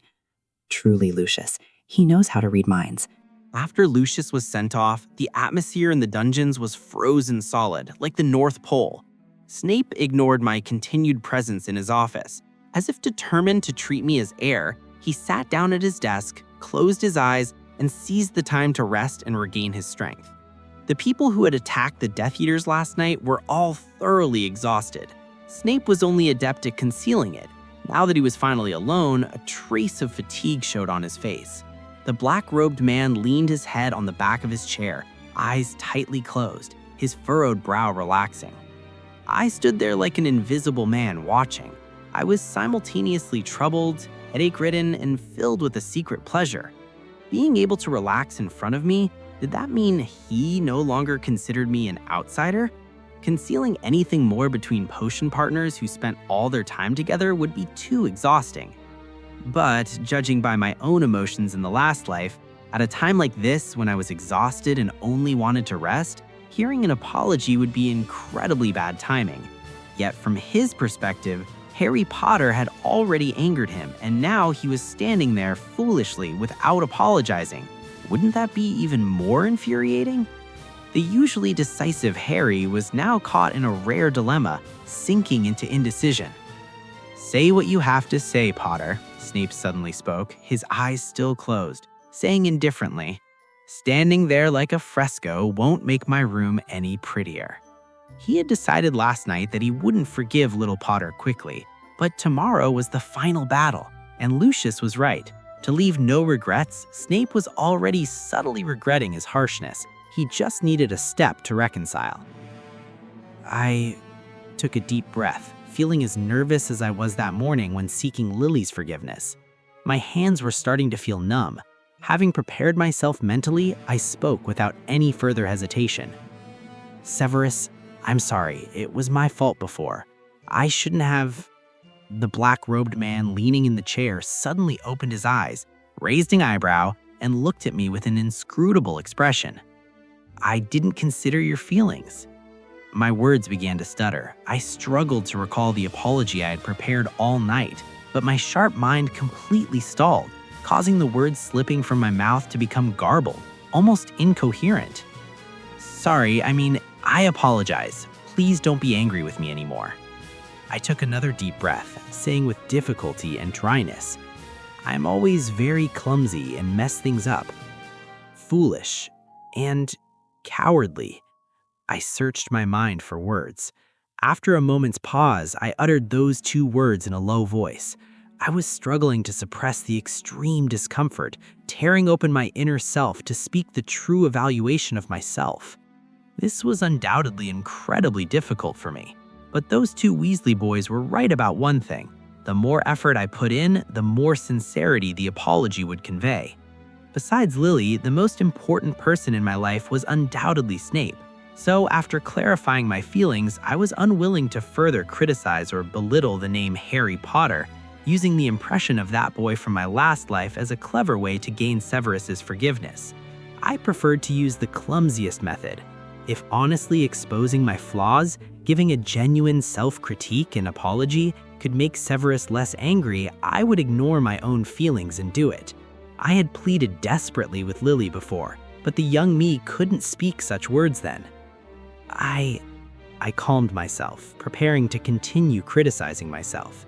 It was incredibly painful to reveal my true feelings to another person for the first time. But if that person was Snape, my former self, the feeling seemed acceptable. I knew I always messed things up in this area. I hoped this formal apology would work. I was more sincere now than any time in my life. Enough, Snape, having reached his limit, interrupted me. The black-robed man sat up straight in his chair, glaring furiously at me. His expression shifted for a long time. Although little Potter's attitude was apologetic, this clumsy, almost subservient way of trying to please him felt familiar, so familiar it almost stung Snape, which only intensified his anger. Aside from Lily, the most important person in my life was undoubtedly Snape. So after clarifying my feelings, I was unwilling to further criticize or belittle the name Harry Potter, using the impression of that boy from my last life as a clever way to gain Severus's forgiveness. I preferred to use the clumsiest method. If honestly exposing my flaws, giving a genuine self-critique and apology could make Severus less angry, I would ignore my own feelings and do it. I had pleaded desperately with Lily before, but the young me couldn't speak such words then. I calmed myself, preparing to continue criticizing myself. It was incredibly painful to reveal my true feelings to another person for the first time. But if that person was Snape, my former self, the feeling seemed acceptable. I knew I always messed things up in this area. I hoped this formal apology would work. I was more sincere now than any time in my life. Enough, Snape, having reached his limit, interrupted me. The black-robed man sat up straight in his chair, glaring furiously at me. His expression shifted for a long time.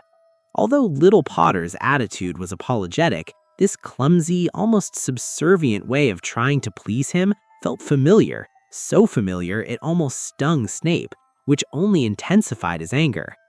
Aside from Lily, the most important person in my life was undoubtedly Snape. So after clarifying my feelings, I was unwilling to further criticize or belittle the name Harry Potter, using the impression of that boy from my last life as a clever way to gain Severus's forgiveness. I preferred to use the clumsiest method. If honestly exposing my flaws, giving a genuine self-critique and apology could make Severus less angry, I would ignore my own feelings and do it. I had pleaded desperately with Lily before, but the young me couldn't speak such words then. I calmed myself, preparing to continue criticizing myself. It was incredibly painful to reveal my true feelings to another person for the first time. But if that person was Snape, my former self, the feeling seemed acceptable. I knew I always messed things up in this area. I hoped this formal apology would work. I was more sincere now than any time in my life. Enough, Snape, having reached his limit, interrupted me. The black-robed man sat up straight in his chair, glaring furiously at me. His expression shifted for a long time.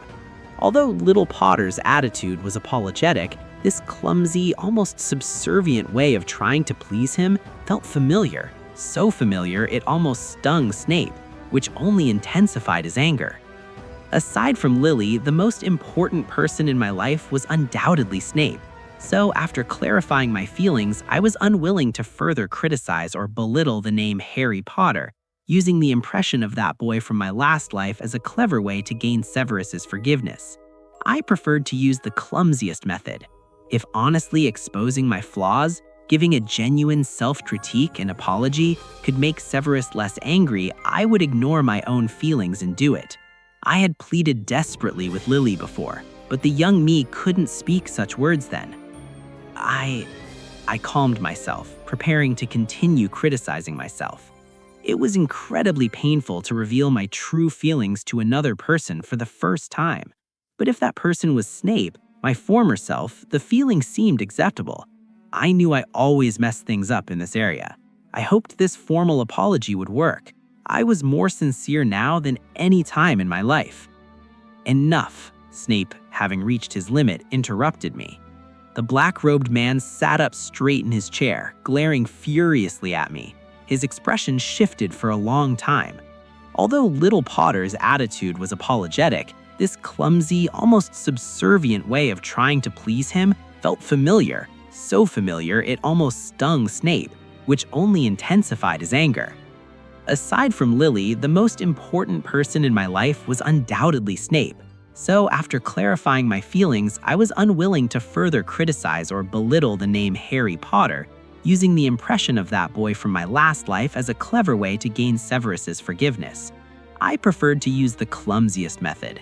If honestly exposing my flaws, giving a genuine self-critique and apology could make Severus less angry, I would ignore my own feelings and do it. I had pleaded desperately with Lily before, but the young me couldn't speak such words then. I calmed myself, preparing to continue criticizing myself. It was incredibly painful to reveal my true feelings to another person for the first time. But if that person was Snape, my former self, the feeling seemed acceptable. I knew I always messed things up in this area. I hoped this formal apology would work. I was more sincere now than any time in my life. Enough, Snape, having reached his limit, interrupted me. The black-robed man sat up straight in his chair, glaring furiously at me. His expression shifted for a long time. Although little Potter's attitude was apologetic, this clumsy, almost subservient way of trying to please him felt familiar, so familiar it almost stung Snape, which only intensified his anger. Aside from Lily, the most important person in my life was undoubtedly Snape. So after clarifying my feelings, I was unwilling to further criticize or belittle the name Harry Potter, using the impression of that boy from my last life as a clever way to gain Severus's forgiveness. I preferred to use the clumsiest method. If honestly exposing my flaws, giving a genuine self-critique and apology could make Severus less angry, I would ignore my own feelings and do it. I had pleaded desperately with Lily before. Snape paused a step, then walked angrily into the bedroom and slammed the door shut, leaving me with only a loud bang. I looked bewildered. What was it this time? I felt like Snape was angry again. Although I knew my past self was emotionally volatile, ever since I became Harry Potter, I found myself increasingly unable to understand himself. But the final battle was tomorrow. I collected my thoughts and stopped dwelling on other things. I carefully tampered with the fireplace to prevent anyone from finding me. To be safe, I also sent a message via the school owl to Hermione Granger, asking her to tell Sirius Black not to worry about my whereabouts and to bring my bag tomorrow. If I failed completely tomorrow, I hoped Severus could use the opportunity provided by the Deadly Hallows to reverse time. Or if Severus died accidentally tomorrow, then I would be reborn again. Actually, this was just for insurance. I had long sworn to myself that I absolutely would not fail to protect the important people a second time. Time was fleeting. The next day, just before dawn, a faint tremor suddenly ran through the entire castle. This unusual vibration could be felt even in the deep underground dungeons. My eyes snapped open alertly.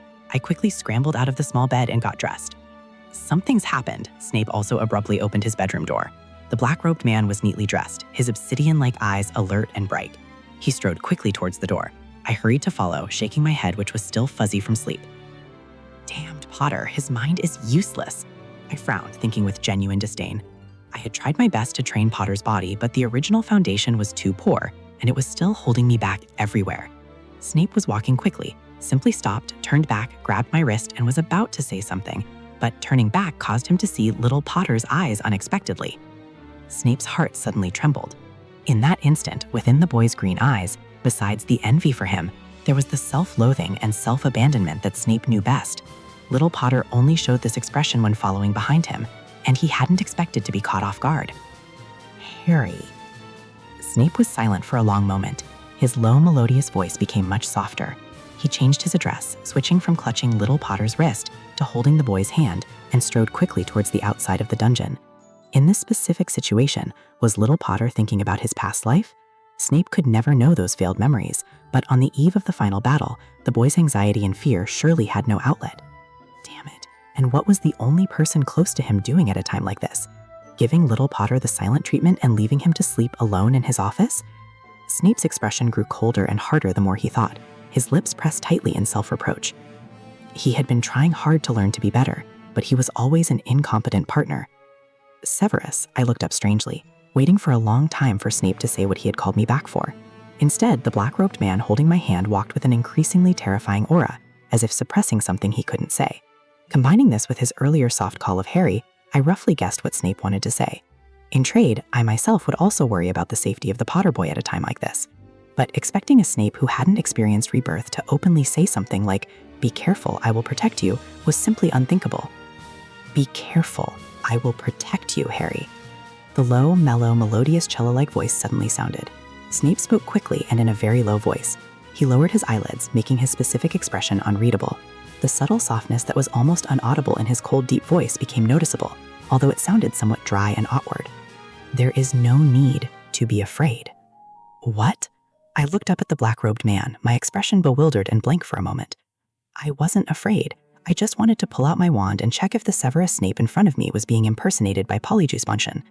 Words like that, how could he possibly say them? Even if his relationship with me was good now, this level of affection was excessive. The black-haired boy was still dazed and slow to recover. Snape, seeing my reaction, implicitly tightened our clasped hands and strode quickly towards the great hall of the castle. The professors who had hurried to wake up and Dumbledore were already there. Severus, Harry, you're here. Dumbledore immediately noticed our clasped hands. The attack has begun. In the distance, numerous bright spells like scattered sparks could vaguely be seen flying towards us. Hogwarts' defensive system began to activate. The professors were already busy casting their special spells. The attack from the opposition was fierce and rapid. In the distance, Voldemort's non-human army could vaguely be seen forming the vanguard. If Hogwarts' defensive system were breached by them, Voldemort would undoubtedly launch a fierce full-scale attack. At least they needed to wait until this non-human army was exhausted. Snape immediately drew his wand and joined the ranks of his colleagues. I instinctively raised my wand. My youthful voice and the deep voice of Snape echoed in a high-low chorus. Protego Maxima, Fidelis, Expulso Hostis. The same rhythm, tact, cooperation. I again felt that wonderful, effortless synergy. But the next moment, Snape couldn't help but stop his wand and warn me, breaking the atmosphere. Potter, this is the work of the professors. Conserve your energy. When the final battle begins, no one will be able to completely protect your life. You will ultimately have to rely on yourself. Then Professor Snape should also conserve his energy. It's hard to say who Voldemort will choose to target. I counted slowly, completely ignoring the warning glare from the black-robed man. He clearly wants to abandon all concern for his own safety to protect me, yet he insists on cautioning others to be careful. Will he protect Potter well or not? Wouldn't I know? Who exactly is Snape here? You or me? Albus, the Ministry of Magic and the Muggle world are in chaos. Dementors are causing massive disturbances. Moody and the others are overwhelmed. Kingsley suddenly walked over, reporting the news to Dumbledore with a grave expression. It is as I expected. The old headmaster's expression didn't change. When he didn't see the Dementors outside Hogwarts, he had anticipated that trouble would break out elsewhere. Dumbledore said unhurriedly, "Tom is trying to draw me away. After all these years, his cowardice hasn't changed at all." I shot him an exasperated, cold glance from nearby. In this world, probably only Albus Dumbledore dared to call the Dark Lord a coward. This strategy wasn't wrong. It wasn't the last life. Dumbledore was not poisoned or aged. Against a healthy, full-strength Dumbledore, Voldemort truly wouldn't dare face him head-on in this situation. He was the only person Voldemort truly feared. "What do you plan to do, Albus?" Professor McGonagall asked seriously. Firstly, the Auror elite couldn't rush back to aid Hogwarts. If Dumbledore went to suppress the chaos, this side would lose a major leader. If Dumbledore stubbornly refused to go, even if they won the battle in the end, the external chaos would cause massive damage. Moreover, if Dumbledore chose to stay, the opposition might retreat halfway through the battle. There was no good choice. "Do not worry, Minerva." In this emergency, Dumbledore became cheerful instead, seemingly unconcerned. He said meaningfully, "Tom wants to lure me away. I will make him feel assured." "But," Tonks questioned with confusion. Like the others around her, her face held puzzlement. Dumbledore looked deeply at me, his demeanor truly composed. He folded his fingers over his chest, saying serenely, "Knowing the situation beforehand, I naturally made some preparations." The old headmaster didn't elaborate on the remaining deployment. His figure began to retreat into the castle. Dumbledore wore a pure white wizard robe today, making him very conspicuous. Even from the hills outside Hogwarts, the white figure could be clearly seen disappearing from the battlefront. The members of the Order of the Phoenix remained doubtful, but Snape and I instinctively exchanged glances, both feeling reassured. Dumbledore had known all the circumstances since a year or two before this final battle. He had ample time to make any necessary arrangements. "My lord, Dumbledore has disappeared," Lucius reported respectfully from the hills outside Hogwarts, bowing low. "News from the Ministry of Magic indicates his trace has been found." "Accelerate the attack. The time is right," Voldemort sneered, raising his wand and leading the Death Eaters and casting a powerful curse. Lucius bowed deeply, then stiffly backed away, continuing to join the Death Eaters' line of attack. However, under his hooded mask, his face was already streaming with nervous sweat. The final battle had been suddenly advanced by the Dark Lord today. This meant Lucius had no time to send his wife and son away before they left, let alone notify Severus to prepare. The only saving grace was that during the previous incident, the damage to Malfoy Manor was the most severe. The Dark Lord was very angry, but did not suspect betrayal from Malfoy. Lucius glanced behind him again. Not only Death Eaters, but many Slytherin students were present today. They were attacking their own alma mater before even graduating. Once the defenses were breached, facing those battle-hardened members of the Order of the Phoenix, who knows how many would be injured or killed. Draco and Sissy were also here. He would not allow the Malfoy family to suffer any harm. Lucius unobtrusively retreated, finding his wife's position. Now all he had to wait for was the moment of chaos when the defenses were breached. That moment came quickly. Hogwarts' defensive barrier was struck by more and more curses, gradually shattering. The small remaining number of people defending Hogwarts seemed unable to resist any longer. The stone gargoyles in suits of armor at the gate were lying on the ground, smashed into pieces. Only the house elves were still ferociously fighting the non-human army. "Let us go," Voldemort said in a cold, high voice, but everyone could hear the excitement in his tone. The Death Eaters began following him towards Hogwarts. They collectively ignored the non-human battle at the gate, their gaze fixed on the wizards standing in front of Hogwarts. The most conspicuous was the black-robed Snape and Harry Potter beside him. "Severus," Voldemort's voice softened instantly, as if still calling out to his loyal and capable subordinate. His pale, slender fingers slowly stroked his wand, his speech slowing down, his scarlet serpentine eyes staring unblinkingly at the two of us. "Ah, and Harry Potter." I glanced at Snape beside me. "I won the bet. Voldemort hates the betrayer more. Now what do you say? Still thinking of protecting me?" The black-robed man's face was grim. He returned a sharp look. "Shut up, Potter." My returning gaze was like an icy dagger. "I haven't said a word, dear idiot, Professor Snape." He really didn't want to curse himself, but sometimes I truly couldn't understand my own thought process. Amid the chaos of the Death Eaters rushing into Hogwarts behind Voldemort, Lucius quietly pulled his wife and son, Draco, away from the battlefield. He detached the cufflinks on his person and threw them to the ground.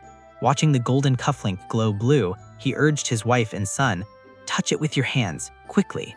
Although the cufflink didn't lead to Severus's new house, it led to Godric's Hollow not far away. They could cover the distance with some effort and then wait for the battle to end. The vast Malfoy fortune had not been moved. This was to maximize the deception of the Dark Lord. But regardless, Lucius had no intention of serving the Dark Lord anymore. Even if it meant destroying the family's glory and becoming a criminal in his generation, Lucius only wanted his family to be safe. Are we running away, Father? Draco asked softly, his arrogance completely gone. This was not a situation a second-year student could handle. He was shaking all over, his face pale. That's not our concern anymore, darling. Narcissa tightly hugged her son, placing her hand on the cufflink with her husband. Draco didn't speak anymore. He felt his fingers being tightly glued to the port key, the cufflink growing hot. In the last moment before the three of them vanished on the spot, Draco turned his head to look at Hogwarts. The terrifying you-know-who was leading the Death Eaters, confronting the line of defense. In the Hogwarts camp, the thinnest, shortest figure at the very front was particularly noticeable. It was Harry Potter, standing straight and fearless. But they were both second-year students. Why wasn't Harry Potter fearless at all? The last look Draco Malfoy gave was complex. He still hadn't figured it out. In the next moment, the family of three vanished on the spot. In front of the breached Hogwarts, the two sides faced each other, the atmosphere remaining severely rigid. Voldemort's serpentine eyes were fixed unblinking on the two figures at the forefront. He spoke in a soft, whispering voice. "Let me see. Meeting again on such an occasion, Severus. How touching. Where is Dumbledore?" he asked deliberately. "Can't even a moment like this compel him to return? What a pity." Professor McGonagall was unable to reply, feeling sheepish. Everyone present knew Dumbledore's approximate whereabouts, causing angry expressions to surface on the faces of the Order of the Phoenix members. I, however, was very calm.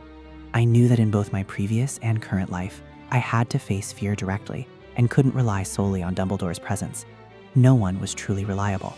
No one could truly reassure me. I only had myself. I couldn't help glancing at Snape beside me. The black-robed man's shoulders were tense. I turned my gaze back, clenching my wand. I began mentally calculating whether the combined fighting power of two Snapes would be enough to take on one Voldemort. "Voldemort," I opened my mouth coldly. "Next, I will be your opponent," another unfamiliar voice rang out, saying blandly. "What?" I abruptly turned my head to look back. Everyone stared in surprise at the man who had silently appeared behind them. I felt my mech was almost twisted off in that instant. A white-haired man, dressed in plain black robes, his face weathered and weary, walked slowly out into the Great Hall of Hogwarts Castle. Voldemort said slowly, "You are..." The patriarchs of the great Slytherin families following behind him all subtly began to retreat. Someone whispered tremblingly, "Grindelwald." It was the former Dark Lord. Was this Dumbledore's calm confidence? He invited Grindelwald to help Hogwarts? The idea of a Dark Lord fighting a Dark Lord was brilliant. Voldemort's second-teen eyes narrowed, but soon relaxed again. He didn't believe the old man with one foot in the grave could affect him much. The prophecy stated that the only person who could truly bring crisis to Voldemort was Harry Potter. Voldemort glanced deeply at me, briefly sweeping over Snape, before withdrawing his gaze. "Fine. Before defeating my destined enemy, Harry Potter, I shall warm up." The others on the field began to retreat. The two Dark Lords approached the center of the field. Battle was imminent. I retreated with them. Although I vaguely realized I was no longer the main character, I felt that this situation was quite good. Suddenly, something hard bumped my back. It was Sirius, who had rushed over. He handed a bag to me, whispering breathlessly, "Whew, I'm late. Ron and Hermione were too difficult to fool. Harry, this is what you asked for. Is it very important?" I handed it to Snape with a reverse motion. Snape took the bag, quickly opened it, and glanced inside. It contained 3 tattered but familiar objects. He raised a confused eyebrow at me, but didn't ask directly. "Severus, keep these with you. I have a use for them later," I said. I turned my head and saw Sirius's face fall in disappointment, like a large dog who didn't receive his master's attention. "Harry, I can protect you too," Sirius vowed. "You protect yourself first," I retorted coldly without thinking. Black had died early in the chaotic battle in the last life, while Snape at least survived until the final confrontation. "Are you worried about me, Harry?" Sirius asked, surprised and delighted. I scrutinized him, then replied perfunctorily, If you survive until after the war." I used to deeply detest the Potter Gang of Four, but on the other hand, Sirius Black's concern for Harry Potter gave me a strong sense of distorted displacement. However, if Black was lucky enough to survive the war and we won, and I lived out my life under this identity, then I wouldn't mind calling Black Godfather a few times, because I would be the one enjoying the concern. So I gave him this half-hearted promise. Sirius Black, however, looked energized. "You just watch, Harry. I planned to be an Orwar once." "It's starting," Snape warned suddenly. The clash between Voldemort and Grindelwald served as the signal. The massive brawl between the Order of the Phoenix and the Death Eaters began. "Let's switch." I reflexively looked in the other direction. I added an extra step, casting an advanced shield charm instead of a basic one, so I could shield Snape simultaneously. The reason was simple. Casting offensive spells required more power and frequency than defensive ones. Snape glanced at little Potter silently, understanding the meaning of the unspoken agreement instantly. He took a large step to stand right beside me, lowered his guard, and began furiously launching powerful offensive spells in every direction. I wanted to say. Sirius's expression was like someone forced to eat earwax. He said grimly, "Count me in, although I don't want to. 2 attackers are safer than 1. I can also watch Harry's back and provide backup defense." This clearly indicated a lack of trust in Snape's ability to protect Harry. Unbeknownst to Sirius, both Snapes on the field were glaring at him in unison with cold disdain. Stupid dog, Snape cursed, his voice cold and disdainful. But no matter how much he hated it, this time Sirius was determined to stand by us and join the fight. I couldn't stop him. I could only keep a straight face, pretending not to see, and include Sirius Black in my protective range. It had to be said that 3 people together were more efficient. 2 excellent adult wizards continuously launched nonverbal spells around us. Because we had already cast several powerful protective spells before the battle, after a while, Snape's attack frequency gradually lagged behind Sirius's. The latter immediately perked up, mocking him triumphantly. "What, Snape? Are you tired? Poor stamina, eh?" Having a boyfriend with a significant age gap, Snape was always sensitive to words like age and stamina. His face darkened, and he immediately retaliated. "At least I can handle 4 people simultaneously. Does someone lack a clear understanding of this, Mr. Quarter?" Snape had always been the one struggling to resist and outwit the Potter gang of 4 during their school years. Sirius Black truly had no right to boast. He was only 1/4 of that group. Now it was Sirius Black's turn for his face to turn the color of bad cheese, leaving him speechless. Especially when I took a break from the fighting to glance at him curiously, Sirius's expression worsened. Seeing Black frustrated to the point of being speechless, I couldn't help but crack a smile. I felt as refreshed as having several scoops of ice cream in the middle of summer. Sirius was initially in a terrible mood, but seeing me laughing happily, he messed up the stray hairs on the back of my head and cheered up, laughing heartily.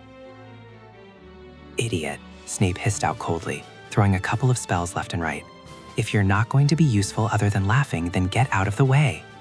He was genuinely annoyed and angry. At a critical moment like this, the stupid dog was being so carefree. Having such a person guarding little Potter's back, he couldn't trust him for a second. Harry and Sirius immediately straightened their faces and stopped laughing.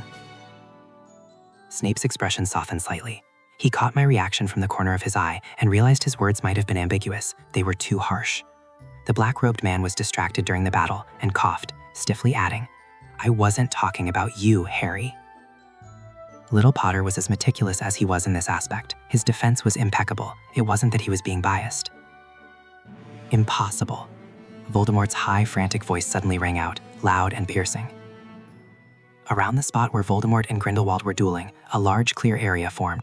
Voldemort's hands were spread open, his face covered in shock and frenzied disbelief. His wand had been knocked flying. Grindelwald opposite him had a placid expression and raised his wand at Voldemort. Many Death Eaters let out quiet gasps, their fighting spirit immediately shattered. Not only them, but even Voldemort's face showed a hint of despair. This was a moment facing life and death, a turning point in the destiny of the wizarding world. Time seemed to slow down. Grindelwald cast a red spell. It passed right through Voldemort's waving hand and powerfully struck his chest. I narrowed my eyes, raising my wand at precisely the right moment. My hand was suddenly pressed down by Snape. I questioned. But immediately after, a blinding green light shot from the black-robed man's wand, following the red light and striking Voldemort. The staggering Voldemort's venomous glare instantly snapped towards us. He seemed to be glaring at Snape and at me. His lips moved silently, but no words were uttered. His entire broken body shattered into pieces, turning into ash and completely dispersed. The scene fell silent again. After a moment, a loud, massive cheer erupted from the Order of the Phoenix side, shaking the entire school. "We won! We won! Grindelwald, Professor Dumbledore is amazing!" No one had anticipated that Voldemort's death would come so abruptly. The Death Eaters began to panic and flee. The evenly matched fight now turned into a one-sided pursuit by the Order of the Phoenix members. Professor McGonagall, though not running fast, had the sternest, most frightening voice, calling out names with precision. "Miss Pansy Parkinson, Mr. Malcolm Baddock, Mr. Terrence Higgs, stop immediately, I've already seen you." Even Sirius shivered upon hearing the familiar, stern female voice and began to feel pity for the Slytherin students. Grindelwald did not participate in the subsequent pursuit. He calmly watched the professor's actions for a moment, smiled, turned, and entered the castle, slowly disappearing from sight. Some hesitated, wanting to chase after him, but Professor Sprout stopped them. The kind, plump witch offered a cheerful yet inscrutable smile. "Leave him be. Albus will handle Grindelwald." "He probably needs some time alone," Professor Flitwick shrugged, his words accurately hitting the mark. He began loudly calling for everyone to clear the grounds, asking them not to trouble Professor Dumbledore for the time being. "It's all over," I said faintly. I watched the adult wizards busy pursuing the Death Eaters, cleaning up the grounds, tending to the injured, and moving the dead. As an underage student, I walked alone through the campus. No one had time to talk to me right now. I watched the scenes around me. Most faces were smudged but smiling. I felt a flood of mixed emotions. Whether as Severus Snape or as Harry Potter, I had never imagined I would witness the aftermath of the final battle. True peace had finally arrived. This sense of joy and relief was so absurd it left me momentarily dazed. I hadn't figured out yet how to spend the rest of my life. Even though I knew I was pursuing Snape, even if we were potion partners, we couldn't just live together for a lifetime, could we? Unless Snape opened his heart and accepted me. But expecting Snape to genuinely accept a Potter's confession, to be in a romantic relationship, and with the son of his arch enemy, Lily's son? No matter how many times I considered it, I felt it was impossible. It would be easier to find a more plausible reason to legally bind myself to Snape. "What are you thinking about, Harry?" Snape's voice was unusually relaxed and peaceful. He followed my steps silently, the two of us walking side by side. We won. "Thinking about the potion studio." I replied unobtrusively, my expression unchanged. I was going to use all the acting skill I deployed against Voldemort back on Snape. Without the Death Eaters and Voldemort, my reputation and skills are useless. We can establish a potion studio, with you and me as members, to better research potions and spells. Snape gazed at me thoughtfully, seemingly amused by my subtlety. It seemed that ever since our relationship was implicitly defined, I had reversed my previous proactive and bold pursuit, becoming reserved and modest. Regardless of which approach I took, Snape seemed to accurately understand my meaning. Snape naturally put on a straight face and agreed as if by chance. "I have not forgotten what I said before. Mr. Potter, you can move back to Godric's Hollow anytime." He paused, showing off slightly. "The studio will use the underground potions lab at the house. I've re-equipped it and stocked it with many new materials." I immediately beamed with delight upon hearing his words. "My luggage is still at Grimmauld Place. I'll go back and retrieve it. Miss Granger and the Weasley gentlemen will likely delay you for a while. I'll see you in Godric's Hollow before dinner." "You're right, Severus," I readily agreed. The choice for the new defense against the dark arts professor for the new term has been made by Albus. Snape started to say something else, but swallowed it back and substituted a piece of new information. "Who is it?" "Your godfather's old friend, Remus Lupin." Ugh. For a moment, my face twisted into the exact same expression as the black-robed man, as if I had been forced to drink a dose of his special flavored potion while pinching my nose. "That's not good news," I said dryly. The thought of facing my former old enemy daily for the next year significantly diminished my joy over winning the war. I wonder if Professor Dumbledore would allow the famous Harry Potter to skip ahead and take the exams. Only now did I remember the fame of Potter that I usually despised. "Worth a try, Mr. Potter." Snape's tone was subtle. Usually he was strongly critical of Dumbledore's indulgence of Harry, but now Snape raised his wand in agreement. The two of us once again reached a tacit consensus. Walking back to the dungeons, I gathered my things and stepped into the fireplace, returning to Grimmauld Place to pack. Left alone in the dungeons, Snape thoughtfully surveyed his cold office. So, it was still a long way before little Potter would graduate and pass the wizarding exams, and even further until the boy's body in this life reached adulthood. That was the topic he had suddenly thought of but didn't want to bring up directly just now. Snape had several years to secretly prepare for their engagement ceremony. When that day finally arrived, Harry would surely be surprised. End of main story. After Voldemort's death, his forces collapsed with predictable speed. Dumbledore showed no intention of interfering with the Ministry of Magic's administration. As a result, the fortunate Cornelius Fudge, utterly bewildered by his own survival, was reinstated as minister. He maintained his customary, fearful courtesy toward Dumbledore, but his primary focus shifted to public relations. The Daily Prophet began a series of laudatory articles on the key figures who had persevered and fought against the dark forces, hailing them as war heroes. The representatives highlighted were none other than Severus Snape, the potions master of Hogwarts, and his student, Harry Potter. No one was surprised by this choice. During the final battle, the Dementors had caused such chaos in the outside world that the Aurors under the Ministry's jurisdiction were entirely occupied with cleanup and damage control, completely missing out on the glory of the direct confrontation with Voldemort. Rather than extensively praising Dumbledore's faction, the Order of the Phoenix, which would undermine his own authority, Fudge chose to highlight only specific representative individuals. Harry Potter, the savior, was still just a student. Lavishing him with praise was harmless. As for the potions professor, the stain of his former Death Eater identity was a convenient narrative tool. It allowed the Ministry to focus the public's attention on his atoning service, rather than his membership in the Order. With this arrangement, Minister Fudge finally slept a little better. The only hidden conflict was the truth of the final blow. Strictly speaking, it was Severus Snape, my future self, who delivered the killing curse to Voldemort. However, hundreds of people had witnessed that before the final curse was cast, the infamous former Dark Lord, Gellert Grindelwald, had struck Voldemort, rendering him helpless. If this fact were disclosed to the public, it would severely damage Dumbledore's reputation, making Grindelwald a double-edged sword in the narrative. While Fudge was still hesitating on how to handle this, he received news that the old headmaster had resigned from all his duties and gone into quiet retirement in an unknown location. Regardless of how the outside world judged him, Dumbledore had disconnected himself from the stage. The new headmaster of Hogwarts was the former head of Gryffindor, Minerva McGonagall. Most of the parents and underage students from the major Slytherin families had been involved with Voldemort. After the mass arrests, Slytherin House was left empty and sparsely populated. The small number remaining undoubtedly faced discrimination and antagonism from the other three houses. Consequently, after the start of the new term, Severus was exceptionally busy. He used an even more powerful, cold, and rigid demeanor to shield the remaining snakes. He was so occupied that he didn't even have time to harass Remus Lupin, the new Defense Against the Dark Arts professor. A major event also occurred that year regarding myself. Leveraging the defeat of you-know-who and my consistent fame, I was exceptionally allowed to take the NEWTs early, graduating with extremely outstanding results. After disappearing for a few years, reportedly dedicating myself to academic research to allow this body to mature, I returned to Hogwarts to seek employment in the year I finally reached adulthood. I gloriously became the new Potions Master. Yes, the Potions Master, because the newly appointed Defense Against the Dark Arts professor was Severus Snape. Professor Snape, congratulations, you finally got your wish, I said gloomily, my tone dripping with sarcasm. I stood in the school corridor wearing an identical black robe to his, making my figure look thin and straight. I had grown rapidly over the years. The last traces of adolescent awkwardness were overshadowed by a greater sense of maturity, making me look less like a student and more like a seasoned professor who had taught for decades. It was the short reprieve just after dinner at the start of the new term.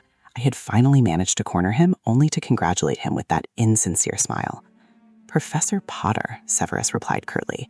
He clearly hadn't expected me to target the Potions Master position at Hogwarts. Heaven knew becoming the Defense Against the Dark Arts professor had been his lifelong dream, and now he was flaunting it. I glared at him with almost genuine resentment, then angrily swept my robes to walk away. Even if Severus was the person I liked, and even if our cohabitation for the past few years had been pleasant, Defense Against the Dark Arts was also my cherished dream, and it had been snatched away just like that. Now I had to teach the damned potions class to a bunch of dunderheads. Thinking of the bitterness in my heart, I felt I had nowhere to air my grievances. Professor Potter, Harry. Severus's composure broke. He didn't want to discuss this in the crowded corridor, but he clearly recognized the need to placate his lover now. The black-robed man caught up, lowered his voice, and spoke quickly in a near whisper. We'll switch next year. Are you sure? My expression improved significantly. With that compensation, I could immediately become calm. I should have taken advantage of the situation and controlled my temper. After all, the person in question was Severus. But the black-robed man seemed to have something more important left unsaid. He deliberated for a long time, seemingly unsure how to broach the topic. Noticing the corridor was gradually emptying, Severus cleared his throat and lowered his voice in an unnatural, stiff tone. This Saturday, I imagine Professor Potter, having just started his new position, is busy grading student assignments in his office and won't be free to go home, correct? That's not a problem, I said blandly, raising an eyebrow in confusion, trying to figure out what he meant. No, you will be busy grading assignments in your office, Severus flatly denied, correcting me. The look in his obsidian eyes was calm and certain. What? I didn't speak, my mind racing. After a moment, I agreed perplexedly. Fine, I'll be busy grading assignments in the office and can only go home on the weekend. What in Merlin's beard was Severus up to? I felt that ever since I became Harry Potter, I truly understood his mind less and less. What exactly are you planning? I couldn't help asking suspiciously after agreeing, scrutinizing the black-robed man up and down. I have something to attend to at home that day, Severus answered, yet revealed no key information. It's a private matter, so I apologize. Aha. Before I caught him, we were only potion partners, so I certainly couldn't pry into private affairs. I coldly rolled my eyes. Although I understood the boundary, I was deeply unhappy. I didn't inquire further, turning to leave dismissively. Then if there's nothing else, Professor Snape, good night. I walked away, the swish of my robes conveying my anger, a demeanor identical to the former potions master. In fact, there were rumors spreading in the castle now that anyone who became the potions master would transform into a gloomy, dark giant bat. Both new and old students found this gossip very believable. Good night, Professor Potter, Severus added stiffly behind me.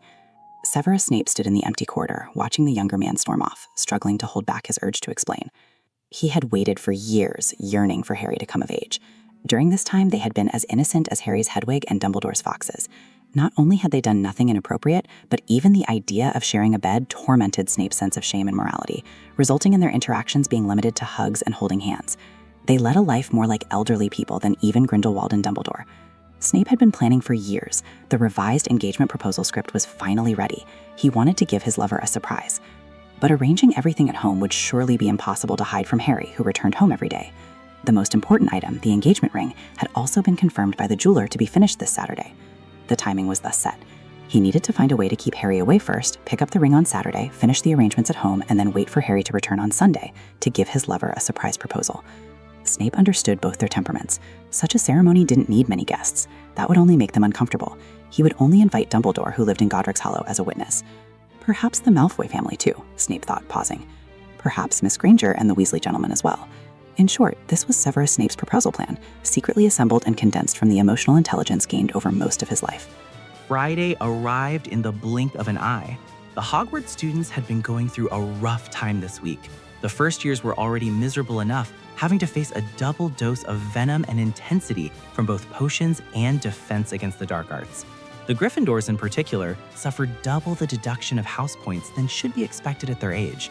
Professor McGonagall thought she could manage the school more justly after becoming headmistress, but she realized she also had to follow Albus's lead, racking her brain to find opportunities to award points to Gryffindor. She had to. Whenever Severus and I clashed, points seemed to fall out of the Gryffindor hourglass like sand, too rapidly to stop. The combined efforts of the several professors across Hogwarts couldn't withstand our anger. If they didn't find excuses to add points, the Gryffindor jewels would likely perpetually sit at the bottom, always offering a stark contrast to the other three hourglasses. Many people couldn't understand. If Professor Potter was angry, shouldn't he be deducting points from Professor Snape's house? Slytherin should be the target. But no. The ruthless decisiveness with which I deducted points made it impossible to guess that the famous professor's entire family came from Gryffindor. Especially this week, I for some unknown reason had a terrifyingly low pressure, my expression as formidable as the defense against the dark arts professor. I was in a bad mood every day. This caused the first years to tremble and cry.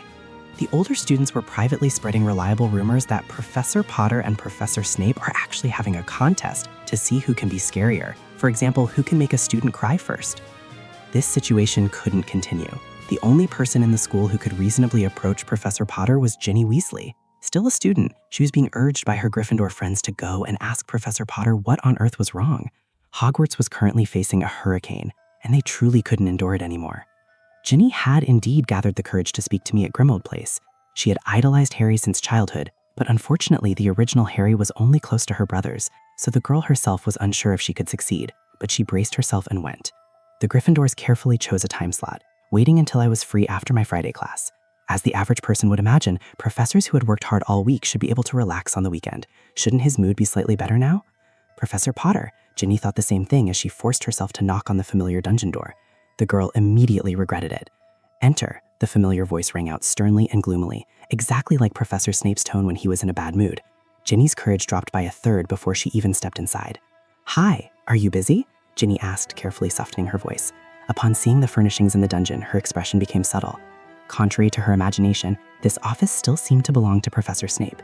The terrifying potion specimen jars, the gloomy atmosphere, the layout, and even the desk and chairs were all exactly as they used to be. Nothing seemed to have changed. I also wore a simple black robe, the single row of silver buttons fastened from my throat to the hem, making my body look slender. I wore my glasses as always, and my messy black hair somewhat neutralized the severity, making my image slightly less frightening. but those green eyes contained unmelting frost. When I looked up, Ginny's words all stuck in her throat. She realized they had miscalculated. Far from his mood be slightly better now that the weekend is approaching, his mood was clearly worse. I had clearly finished my work. The desk was clean. I sat behind it, casually flipping through a book, seemingly trying to pass the time but not reading seriously. Even though it was Friday, I showed no intention of going home for the weekend. It was as if something was troubling me, and I had to endure and wait patiently. My irritable aura was so strong it was practically overflowing. "Is there something you need, Miss Weasley?" I asked, looking up coldly, holding back my impatience. The closer it got to Saturday, the more irritable my mood became. I couldn't investigate what Severus's so-called private matter was. After all our years together, both in my past life and this one, what could Severus Snape possibly have as a private matter? And one so important that it required me, his potions partner, to be driven away for a day to clear the house. Had I failed to demonstrate my excellence and indispensability these past few years? Wasn't Severus Snape the most convenient person for Severus Snape to use? So the closer the day came, the more I decided that I would return to my old tricks. Tomorrow I would secretly observe from a distance outside Godric's Hollow to see if I could figure things out. If Severus were preparing a surprise for me. The thought flashed through my mind, only to be firmly suppressed. If he had that kind of ability, wouldn't he have prepared something for Lily back then? Even if he understood now, what was the point of preparing a surprise for Lily's son? Moreover, this time was neither mine nor Snape's birthday, nor any holiday. So, being irritable and unable to concentrate on anything, I didn't mind hearing what Miss Weasley had to say, hoping it would be something to distract me. "My mother hasn't seen you in a while. If you're not busy tomorrow or the day after, you're welcome to visit us." Ginny pursed her lips. Swallowing her original words, she quickly came up with a set of reasonable excuses. This was also true. Her mother was always delighted to see Harry Potter. This week, my expression was moody and uncertain. I had plans to stake out the house tomorrow and might not have time. Then I made a decision. If I have time, I will visit. If Severus didn't want me home all day, I might figure out what was going on very quickly. Even if I couldn't take the whole day tomorrow, I could choose to visit on the weekend. I thought coldly. He didn't want me home on Saturday, so I will be magnanimous and give up the entire weekend too, giving Professor Snape more than enough private time. How thoughtful. Then I'll head back, Professor Potter. Ginny said her excuse and quickly made a cautious exit. Catching me when my mood was low resulted in such a terrifying atmosphere that one didn't dare to breathe loudly. Now, to anyone watching, Professor Potter and Professor Snape didn't just look like family, they looked like they were cast from the very same mold. Ginny swallowed all her original intentions. As for why Professor Potter was so angry, and if it had anything to do with Professor Snape, Ginny dared not speculate or ask. She could only send a letter via owl to her family, clarifying my intention to visit this week and telling her brother to prepare to come home. Normally, when Harry came of age, Hermione and Ron would still be in their 7th year at school. However, a few years ago, I suddenly and quietly graduated early under exceptional circumstances. Hermione was motivated by this and also completed her education early. Ron, however, had always struggled and couldn't graduate early, but he was currently training hard at the Chudley Cannons training base, seeming quite promising. So, if I wanted to meet my brother, Ron would need to receive the message and rush home. The next day was Saturday. I was a determined person. Troubled by the question of Severus's private matter, I hadn't slept well all night. To stake out the place, I simply got up in the latter half of the night, returned to Godric's Hollow under the invisible cloak, and prepared to monitor my own house from afar. No one knew my thoughts better than myself. I waited for an unknown duration until there was finally movement in the house. I clearly saw from a distance the black-robed man came downstairs, grabbed a handful of flue powder, tossed it into the fireplace, and vanished into the green flames. My spirits lifted. I knew the main event was about to begin. This time, I truly couldn't fathom what kind of private matter Severus could have. He and I were both socially poor. Before long, Severus returned. He immediately began taking action inside the house. The first step was to cautiously draw all the curtains. Now, the interior of the house was completely obscured. I grew restless waiting. Finally, Severus came out. The black-robed man showed no intention of using the flue this time. Instead, he was formally dressed in a well-made, quality black suit robe. He held a bouquet of fresh, vibrant lilies in his hand and walked off in a specific direction. Upon closer inspection, I realized he had carefully groomed his hair. His face was unusually radiant. My face darkened. I was momentarily speechless and twisted with emotion, not knowing what this meant. Lily was buried in the graveyard in Godric's Hollow. Judging by the direction Severus was walking and the bouquet of white lilies in his hand, there was no need to ask where he was going. But today wasn't any holiday, nor was it Lily's birthday. Why would Severus go to such trouble, even meticulously grooming his appearance just to visit Lily? Suspicion arose in my heart. I stared deeply at the retreating figure of the black-robed man, then turned and walked towards the house instead. It would take some time to walk to the graveyard and back, There was enough time for me to quietly sneak back home and investigate. I moved swiftly. Under the invisible cloak, I stood at the door, carefully avoiding the spells Severus had set up. I planned to quickly glance at the living room from the entrance. Today's events were too strange. My face was cold, but I was suddenly stunned. The cozy, fabric-style living room had transformed. Bunches of flowers, I recognized forget-me-nots and white moth orchids, were strategically placed on the fireplace mantel, coat rack, tables, and walls. Pure-colored thin ribbons bound the cool-toned flowers, decorating the entire living room. The entire set of cushion covers and tablecloths for the dining chairs, sofa, and coffee table had been replaced with new ones. An expensive-looking, hand-woven French rug covered the floor. I couldn't believe my eyes. I surveyed the changes one by one, immediately sensing the immense effort and intention Severus had put into this. After only half a day, I almost didn't recognize the house I had lived in for years. Was some important guest coming? But what guest would warrant this much effort from Severus? I couldn't convince myself anymore. The moment I saw the decorative flowers upon entering, I vaguely understood the meaning of the forget-me-nots and white moth orchids. Forget-me-nots, as the name implied, symbolized sincere love between lovers. White moth orchids represented a beautiful marriage. Since these were all potion ingredients, I had noted their hidden meanings while studying the related dad. I was excellent at this, and Severus couldn't possibly be unaware of it either. Now the issue had escalated dramatically. I stumbled back out the door looking like a dispossessed ghost. I stood weakly back at my hiding spot. Rationally, I couldn't possibly believe the conclusion I had just reached. But why would Severus dress formally to visit Lily once? And why would he decorate the house with flowers bearing those specific meanings? Who could it be? He must have guessed wrong. I was so anxious I almost wanted to pace in the field. I forcibly restrained myself, maintaining my composure, and started walking towards the graveyard. All the way there, my mind was utterly chaotic. Idea after idea surfaced, only to be constantly rejected. Could he have fallen for Professor Potter? The moment this crazy thought surfaced, I ruthlessly waved it away. Impossible. Although the idea of avoiding him and deliberately decorating the house to give him a surprise made sense, Severus couldn't possibly like Professor Potter. They were simply potion partners. If there was any hint of anything more, I would have noticed it over the years. Severus's attitude towards me was too natural. It couldn't be me. In the graveyard at this moment, the white marble tomb was cleanly scrubbed and a fresh bouquet of lilies lay before the headstone. Snape stood there silently, his gaze fixed on the epitaph for a long time. The last enemy that shall be destroyed is death. He had said all he needed to say. The overwhelming, difficult guilt in his heart for over a decade made him reluctant to easily face Lily, yet unable to truly choose to forget. After another long silence, Snape whispered his final line. "I will bring him to formally meet you tomorrow." Considering Harry's face, identical to the Elder Potter's, Snape hesitated, then very reluctantly added half a sentence. "Both of you." The black-robed man raised his wand and drew a line in the air. A strip of emerald green light showed the time. It was noon. Time to collect the item he had commissioned. Snape left the graveyard, bypassed the small church in front, and walked toward the town. In the distance, I waited until Snape's figure was almost out of sight before trailing him from afar. A goblin shop? I followed Snape to the town center, filled with suspicion. I had never entered this shop, but that didn't mean I didn't know what it was for. My face under the invisibility cloak was utterly grim.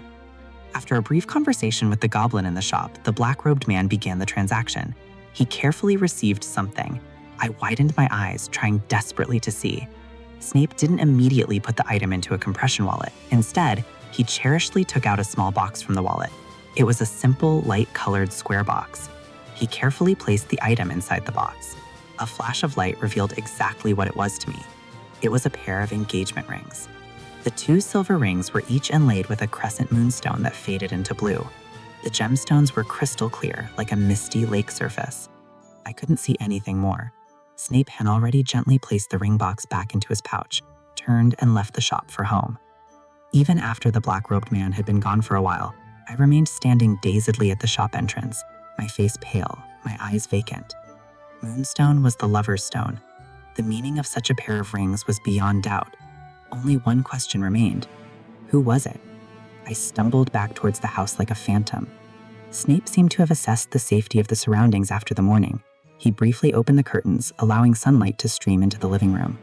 The black-robed man critically surveyed the room, pacing, occasionally repositioning furniture or decorations. He tapped the recipe on the table with his wand. Precise magic already controlled the knife and pot in the kitchen. It seemed Snape was preparing to simulate cooking a feast. He paced back and forth, adjusting the distance between the sofas. He seemed to be visualizing the distance between himself and the other person when they sat, then hooked his lips in satisfaction. I watched blankly from outside, feeling dizzy and faint. I had never seen Snape care so deeply about anything. He was always impatient with trivial matters, and he would never bother with such complex, tedious, and painstaking adjustments. I had also never seen Snape wear such a gentle expression devoid of any heaviness, a smile laced with intense joy and expectation. It was as if the black-robed man had momentarily cast aside all hardship and pain, returning to his youthful, innocent past. I knew I could never manage such a smile myself, and Severus had been saved. I stood far away, my face expressionless, my heart growing cold, sinking deeper and deeper, finally settling into a hollow, frigid space from which I could never return. This was the second time I had lost the most important person to me. I should be used to it. I should be happy for Snape. To survive the war and find salvation again. What a beautiful ending it sounds like. But this time it wasn't Lily. It was Severus Snape. It was my past self, my other half. Who can tell me how a person was supposed to live after suddenly losing half of themselves?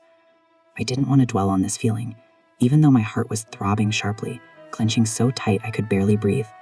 I couldn't think of anyone I might have overlooked who could be secretly admired by Snape. Perhaps someone like Lily, a beautiful girl, perhaps a student before. In this state of utter confusion, I stood outside the house for the entire afternoon. I watched Snape rehearse his actions repeatedly in the living room, constantly correcting his movements. Several times I wanted to rush into the house and recklessly demand to know who the person was, but I forcibly restrained myself, stubbornly continuing to watch mechanically. I was waiting for that person to arrive. The sky gradually darkened, but Snape began tidying up the items in the house. He ate the large simulated meal alone at the dining table. Finally, Snape turned off the living room light and went upstairs. It seemed he hadn't planned for anyone to come over today. I understood. Was this just a simulation? Now that everything was prepared today, the next time, Snape will be able to arrange everything calmly and properly, just waiting for his beloved to arrive. Then, next time, I fell silent. I tugged at the corner of my mouth, forming a subtle, deeply cynical smile, feeling heartbroken. I had to move out proactively. Was I going to wait for Snape to find another excuse to ask me to leave for a day next time? This was never my home. I glared fiercely at the upstairs window, threw off the invisibility cloak, straightened my back, and marched with stiff legs directly towards the house. At least, I wanted to maintain a shred of dignity. Even though I returned to the house silently, my bedroom was next door to Severus's. It would be difficult to pack everything up, leave a note, and sneak away quietly. I could only cast a muffling charm, risking exposure, to slightly block the noise. I only hoped to leave smoothly and quietly. A face-to-face confrontation would be too awkward. Harry, you came back early? Severus's senses were sharp. He had been sitting in his bedroom, contemplating any oversight, when he vaguely heard movement next door. His face changed slightly, and he got up to check. He stood in the second-floor corridor, unobtrusively glancing at the stairs below. His heart just settled when he caught sight of the scene in the room, and Severus's heart tightened again. In my bedroom, items were scattered all over the floor. My trunk had been dragged out. I was packing my personal belongings into the trunk with a detached, blank expression, not even looking at him. I looked exactly like I was running away from home. Snape? What? Tomorrow was the day he planned to propose. Was Harry silently planning to leave tonight? Harry? Severus lowered his voice cautiously, trying hard to maintain an impassive expression. What happened? Nothing, Professor Snape, I replied indifferently, turning back to offer a forced, insincere smile that must have looked fake to anyone who saw it. Thank you for your care in the past. I just feel the dungeons are more comfortable to live in. I won't have to keep running between places, and it saves me from causing you trouble later. What? If Severus was confused moments ago, he was utterly bewildered now. Although he hadn't figured out how he had angered me this time, saying I was moving out suggested it was a significant issue. Regardless, he absolutely had to appease me before tomorrow. The dungeons are too cold and unsuitable for long-term habitation, Severus said dryly, attempting to persuade me to stay. He forced his mouth into a mocking expression and retorted in a stiff tone. Besides, who could Mr. Potter possibly trouble in his own home? It used to be my home. It won't be anymore, I answered coolly. Then I asked casually, if the dungeons are too cold to live in, then how does Professor Snape manage? I heard you've lived in the dungeon office since graduation. Although this house in Godric's Hollow was half decorated by each of us and felt like our home, and Severus had often referred to it as such these past few years, I knew clearly, buying the house was entirely his decision. At best, I was a temporary guest here. I wouldn't have bothered to nitpick over such details before, but if Severus was planning to get married, slap. I crisply snapped my trunk shut. I simply abandoned the less important items scattered around, picked up the standing trunk, and prepared to leave. Staying in the house for another second, speaking another word to the seemingly nonchalant Severus felt a sharp jab from an awl in my heart. My face felt hot with shame. I hadn't been this distraught in a long time. Severus was stumped. He was still confused. He reached out to grab my wrist to stop me from leaving and asked, his voice dry and perplexed, "Harry, what exactly are you angry about?" "Nothing, Severus." I conversely softened my voice, switching back to the familiar name, but the smile on my face was only a thin, fake layer that didn't reach my eyes. I said calmly, "I plan to move to the dungeons. We will still be potion partners, but it's no longer convenient here." "Congratulations. After all, you're getting engaged, aren't you?" As I said this, even my formidable emotional control couldn't stop my lips from curving into a standard, insincere smile. My heart was filled with bitter, piercing pain. I wanted to appear sincere and genuine, but I realized I had failed. This was harder than being a double agent in front of Voldemort. I could only ensure my words carried no chilling coldness that would betray my true feelings. I said slowly and casually, "Speaking of which, we've worked together for years. How did I not know when you found someone you liked?" "What?" Severus froze like a statue. He stared at me, his expression seemingly frozen. A storm of various thoughts suddenly raged in his mind, leaving the usually quick-witted black-robed man speechless. Harry had indeed discovered something? Someone he liked? Did Harry actually believe his preparations were for someone else? Did Harry think that after all this time they had spent together, he would stumble upon Snape changing his mind? Was that why he was trying to move out? All his preparations clearly screamed they were for Harry. Or was it because he had been too reserved all these years, never formally defining their relationship, that Harry had misunderstood? But none of that mattered now. Severus heard the cold, distant tone in my voice and saw me desperately trying to move out. If he didn't give an explanation now, everything would be ruined. But if he proposed now, there would be no witnesses, no beautiful decorations or feast, and he wasn't wearing the suit he had meticulously prepared. No atmosphere whatsoever. Propose in a dark house like this? Severus found the thought utterly agonizing. But not giving an explanation now was worse. He could only force himself to hold onto my wrist and say with difficulty, "Come with me, Harry. I have something to say to you." Fortunately, he discovered this tonight.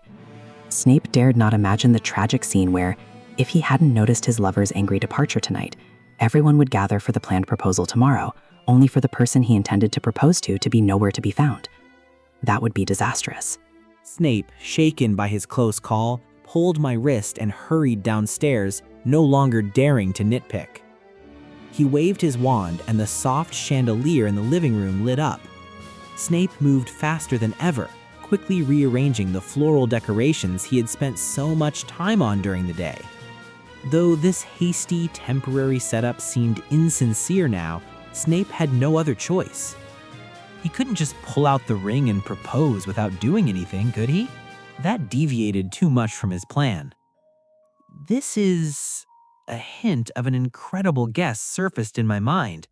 I moved my lips, but my throat was dry and constricted, unable to utter a sound. "Sit down first." The black-robed man's expression was overly complicated. He simply pressed my shoulder, seating me on the single armchair first, then sped up his decorating efforts. I moved my stiff fingers, my gaze drifted to the long sofa next to me. I had personally seen Severus adjust the distance between the two sofas several times that afternoon. If Severus sat on the long sofa, his knee would precisely touch the knee of the guest in the single armchair, an overly intimate distance. That was why I had watched the scene that afternoon with gloom and jealousy. But now I was pressed down onto the single armchair by Severus, and Severus meant, was it really? I, usually sharp-witted, couldn't make my brain function now. The black-haired young man with messy hair and a blank expression let his gaze drift over the items that appeared in the living room. forget-me-nots symbolizing sincere love between lovers, moth orchids representing beautiful marriage, and the moonstone silver rings. Snape had made a special visit to Lily. The meaning of all this? I was planning to propose to you tomorrow. Severus finally finished decorating the living room in an emergency. He lowered his eyes, his voice becoming slightly unnatural, filled more with an awkward apology. In Severus's view, the fact that his partner's first reaction was to suspect he was planning to break up and find someone else was entirely due to his excessive restraint these past few years. It was I who made you uneasy these past few years, Severus admitted awkwardly. This is good too. Albus and the others will come over as witnesses tomorrow. Tonight it's just the two of us. I have things I want to make clear to you. I remained sitting mutely, my expression stiff, my mind completely tangled like a ball of yarn. Although the biggest good news had arrived suddenly, and I had finally achieved my heart's desire, I was now full of confusion and questions. What was wrong with Severus? Had our relationship progressed this fast? When had Severus ever said he liked me? Were we actually cohabiting as a couple all these years? What on earth was going on? But regardless of the chaos in my mind, the black-robed man had composed himself and sat down on the long sofa. His leg was indeed right next to me, radiating warmth. Severus seemed still to be choosing his words, hesitating for a long time, before simply taking out the square box again. The beautiful blue moonstone engagement rings reappeared before me, only this time Severus sincerely handed the box directly to me. Although Severus said nothing, all kinds of complex emotions were contained in those obsidian eyes. He gazed at me deeply, his look softer than ever before. The meaning was self-evident. I suddenly calmed down and the clutter in my mind cleared. I knew well that Severus would say something at a moment like this, but the other man seemed unprepared or unsure how to start. I felt the same way. Severus Snape was just that kind of person. I took the box directly, instantly estimating the size of the two rings, which were perfectly sized for both me and Severus. Up close, the silver rings were not plain. Subtle, flowing patterns were etched into them, perfectly embracing the two moonstones set above. Moonstones were famous for their unique coloring under light. The gem graduated from pale white to blue, like a hazy moonlight. It possessed a clear, unique beauty. Severus must have taken great pains to select them. The jealousy and sharp heartache I felt that afternoon had faded. The more I observed the rings now, the more I found them appealing to my taste. I couldn't put them down. Professor Snape, are you still thinking about how to prepare for your class the day after tomorrow? I raised an eyebrow, asking in a low, smiling tone. Not waiting for Severus's hesitant expression, I calmly selected one of the rings and returned the box. Severus no longer had to struggle. He suddenly put on a straight face, showing the stern expression he usually used to point out students' mistakes in potions class, and corrected him. Call me Severus. Severus, I almost failed to keep a straight face and burst out laughing. Severus glanced glumly at the returned box and picked up the silver ring meant for me. Well, he knew the planned ceremony would inevitably go wrong somewhere. The atmosphere in the living room suddenly became warm. In a moment of silence, we tacitly exchanged and placed the silver rings on each other's fingers. Our hearts were finally connected, with nothing left to hide. Is that all for now? I gazed at the silver ring on my hand for a long time. I had never felt this level of happiness before. Although this engagement ceremony didn't involve many words from Severus, and the decorations were temporary, I didn't mind. Just like now, as long as I and Severus liked each other, forcing those difficult words out was truly agonizing for both of us. There is one more preparation. Severus paused, remembering his planned checklist. After putting away the ring box, he asked with concern, "Have you eaten dinner?" Based on his understanding of Harry, Since Harry had discovered the secret earlier, it was highly unlikely he had taken the time to eat. He was probably starving by now. "No, what are you doing?" I cleared my throat and looked at him with an expectant, interested expression.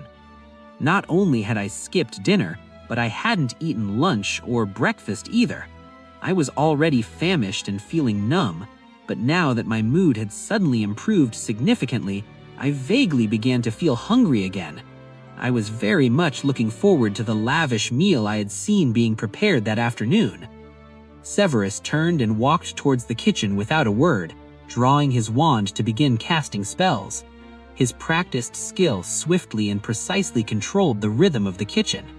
The atmosphere returned to normal, as if this engagement was a minor, naturally occurring event.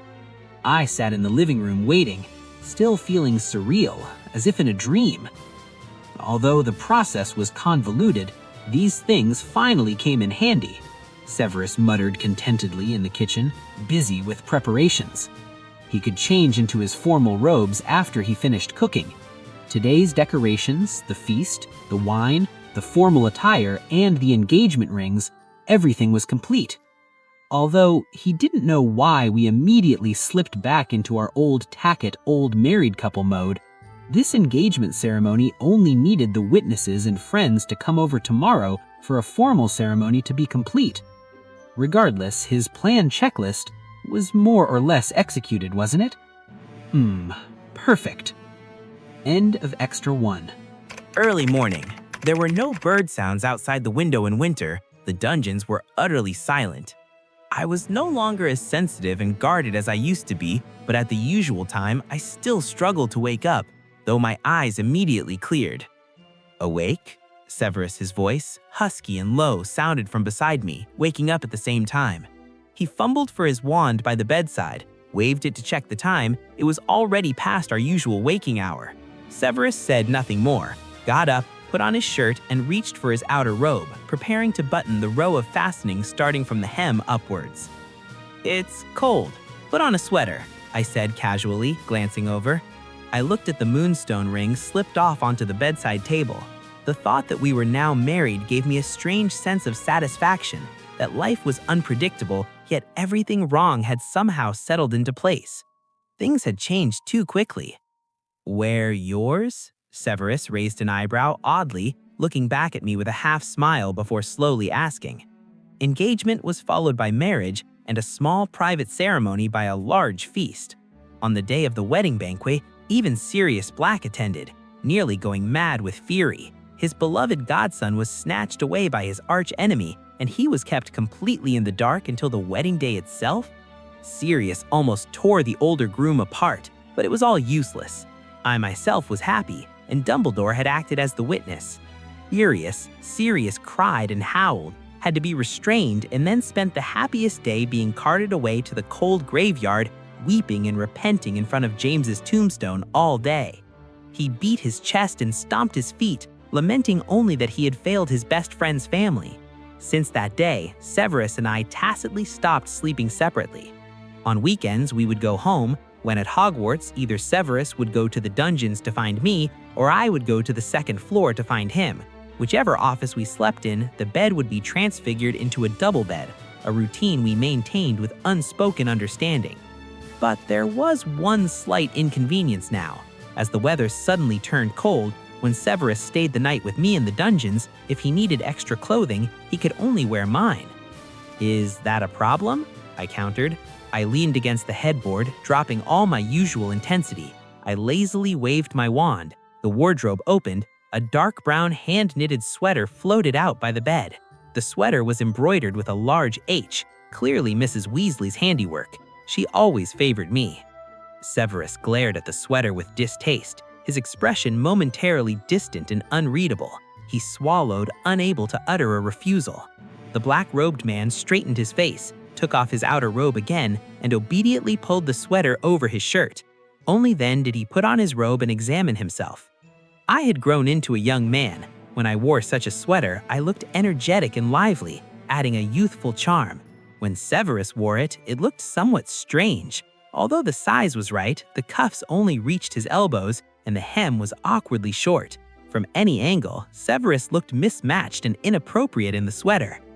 "Ha, that sweater really suits you," I said awkwardly, barely holding back a laugh. Instead, I nodded with schadenfreude, lying without batting an eye, utterly satisfied. How marvelous! Mrs. Weasley's affection for me was now received by Severus. That's what you call sharing the burden. Serves him right. "Go eat. You have class this morning," Severus said, strangely not angered. He simply acknowledged the situation. His black eyes examined himself for a long time, showing a certain approving satisfaction. After firmly buttoning his black robe, the sweater underneath was no longer visible. What?" I glanced at him suspiciously, completely baffled by Severus's mood. Ever since our engagement, Severus had been overly indulgent towards me. Was he now starting to be permissive about this small matter too? This was far beyond what Lily had experienced. Could it be that Severus's eyes were blinded by love for me, making him tell blatant lies? I felt restless, my gaze towards the black-robed man growing more suspicious. After all, my own mindset hadn't easily adjusted. Who knew Severus had been in love with me for all these years? Was he that in love? "Get up quickly," Severus urged, not elaborating further. He watched me hastily get out of bed and dress, feeling smug inside. The sweater itself truly didn't suit him, but Harry had grown up these past few years, transforming from a boy into a young man. Snape, in contrast, felt like he was aging year by year. The age gap between them was significant, and Snape always harbored a subtle sense of awkwardness about it. Especially since they were finally married, that subtle awkwardness turned into more than a little awkwardness. Why shouldn't Harry Potter's clothes not suit him? They suited him perfectly.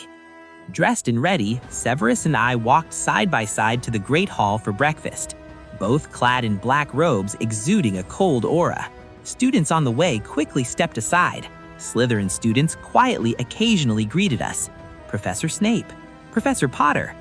Although I would very much prefer to revert to the old surname of Snape, calling us both that in school would be confusing, so I had to stick to the original name. On the Gryffindor table, someone nudged Ginny. "Look, they're coming." Ginny quickly looked up, seeing the two professors walk in hand. Everywhere they passed, the atmosphere seemed to freeze. The idle chatter of students at breakfast dropped to a near whisper. "Professor Potter is always so cool," a lower grade student couldn't help but exclaim.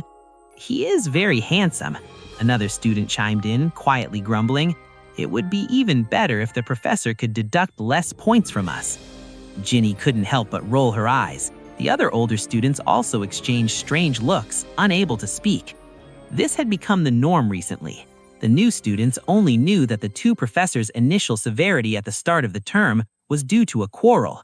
After they got married, the school had returned to normal. With wounds healed and the professor's fame for defeating the Dark Lord, the new students naturally began to think the two professors were cool.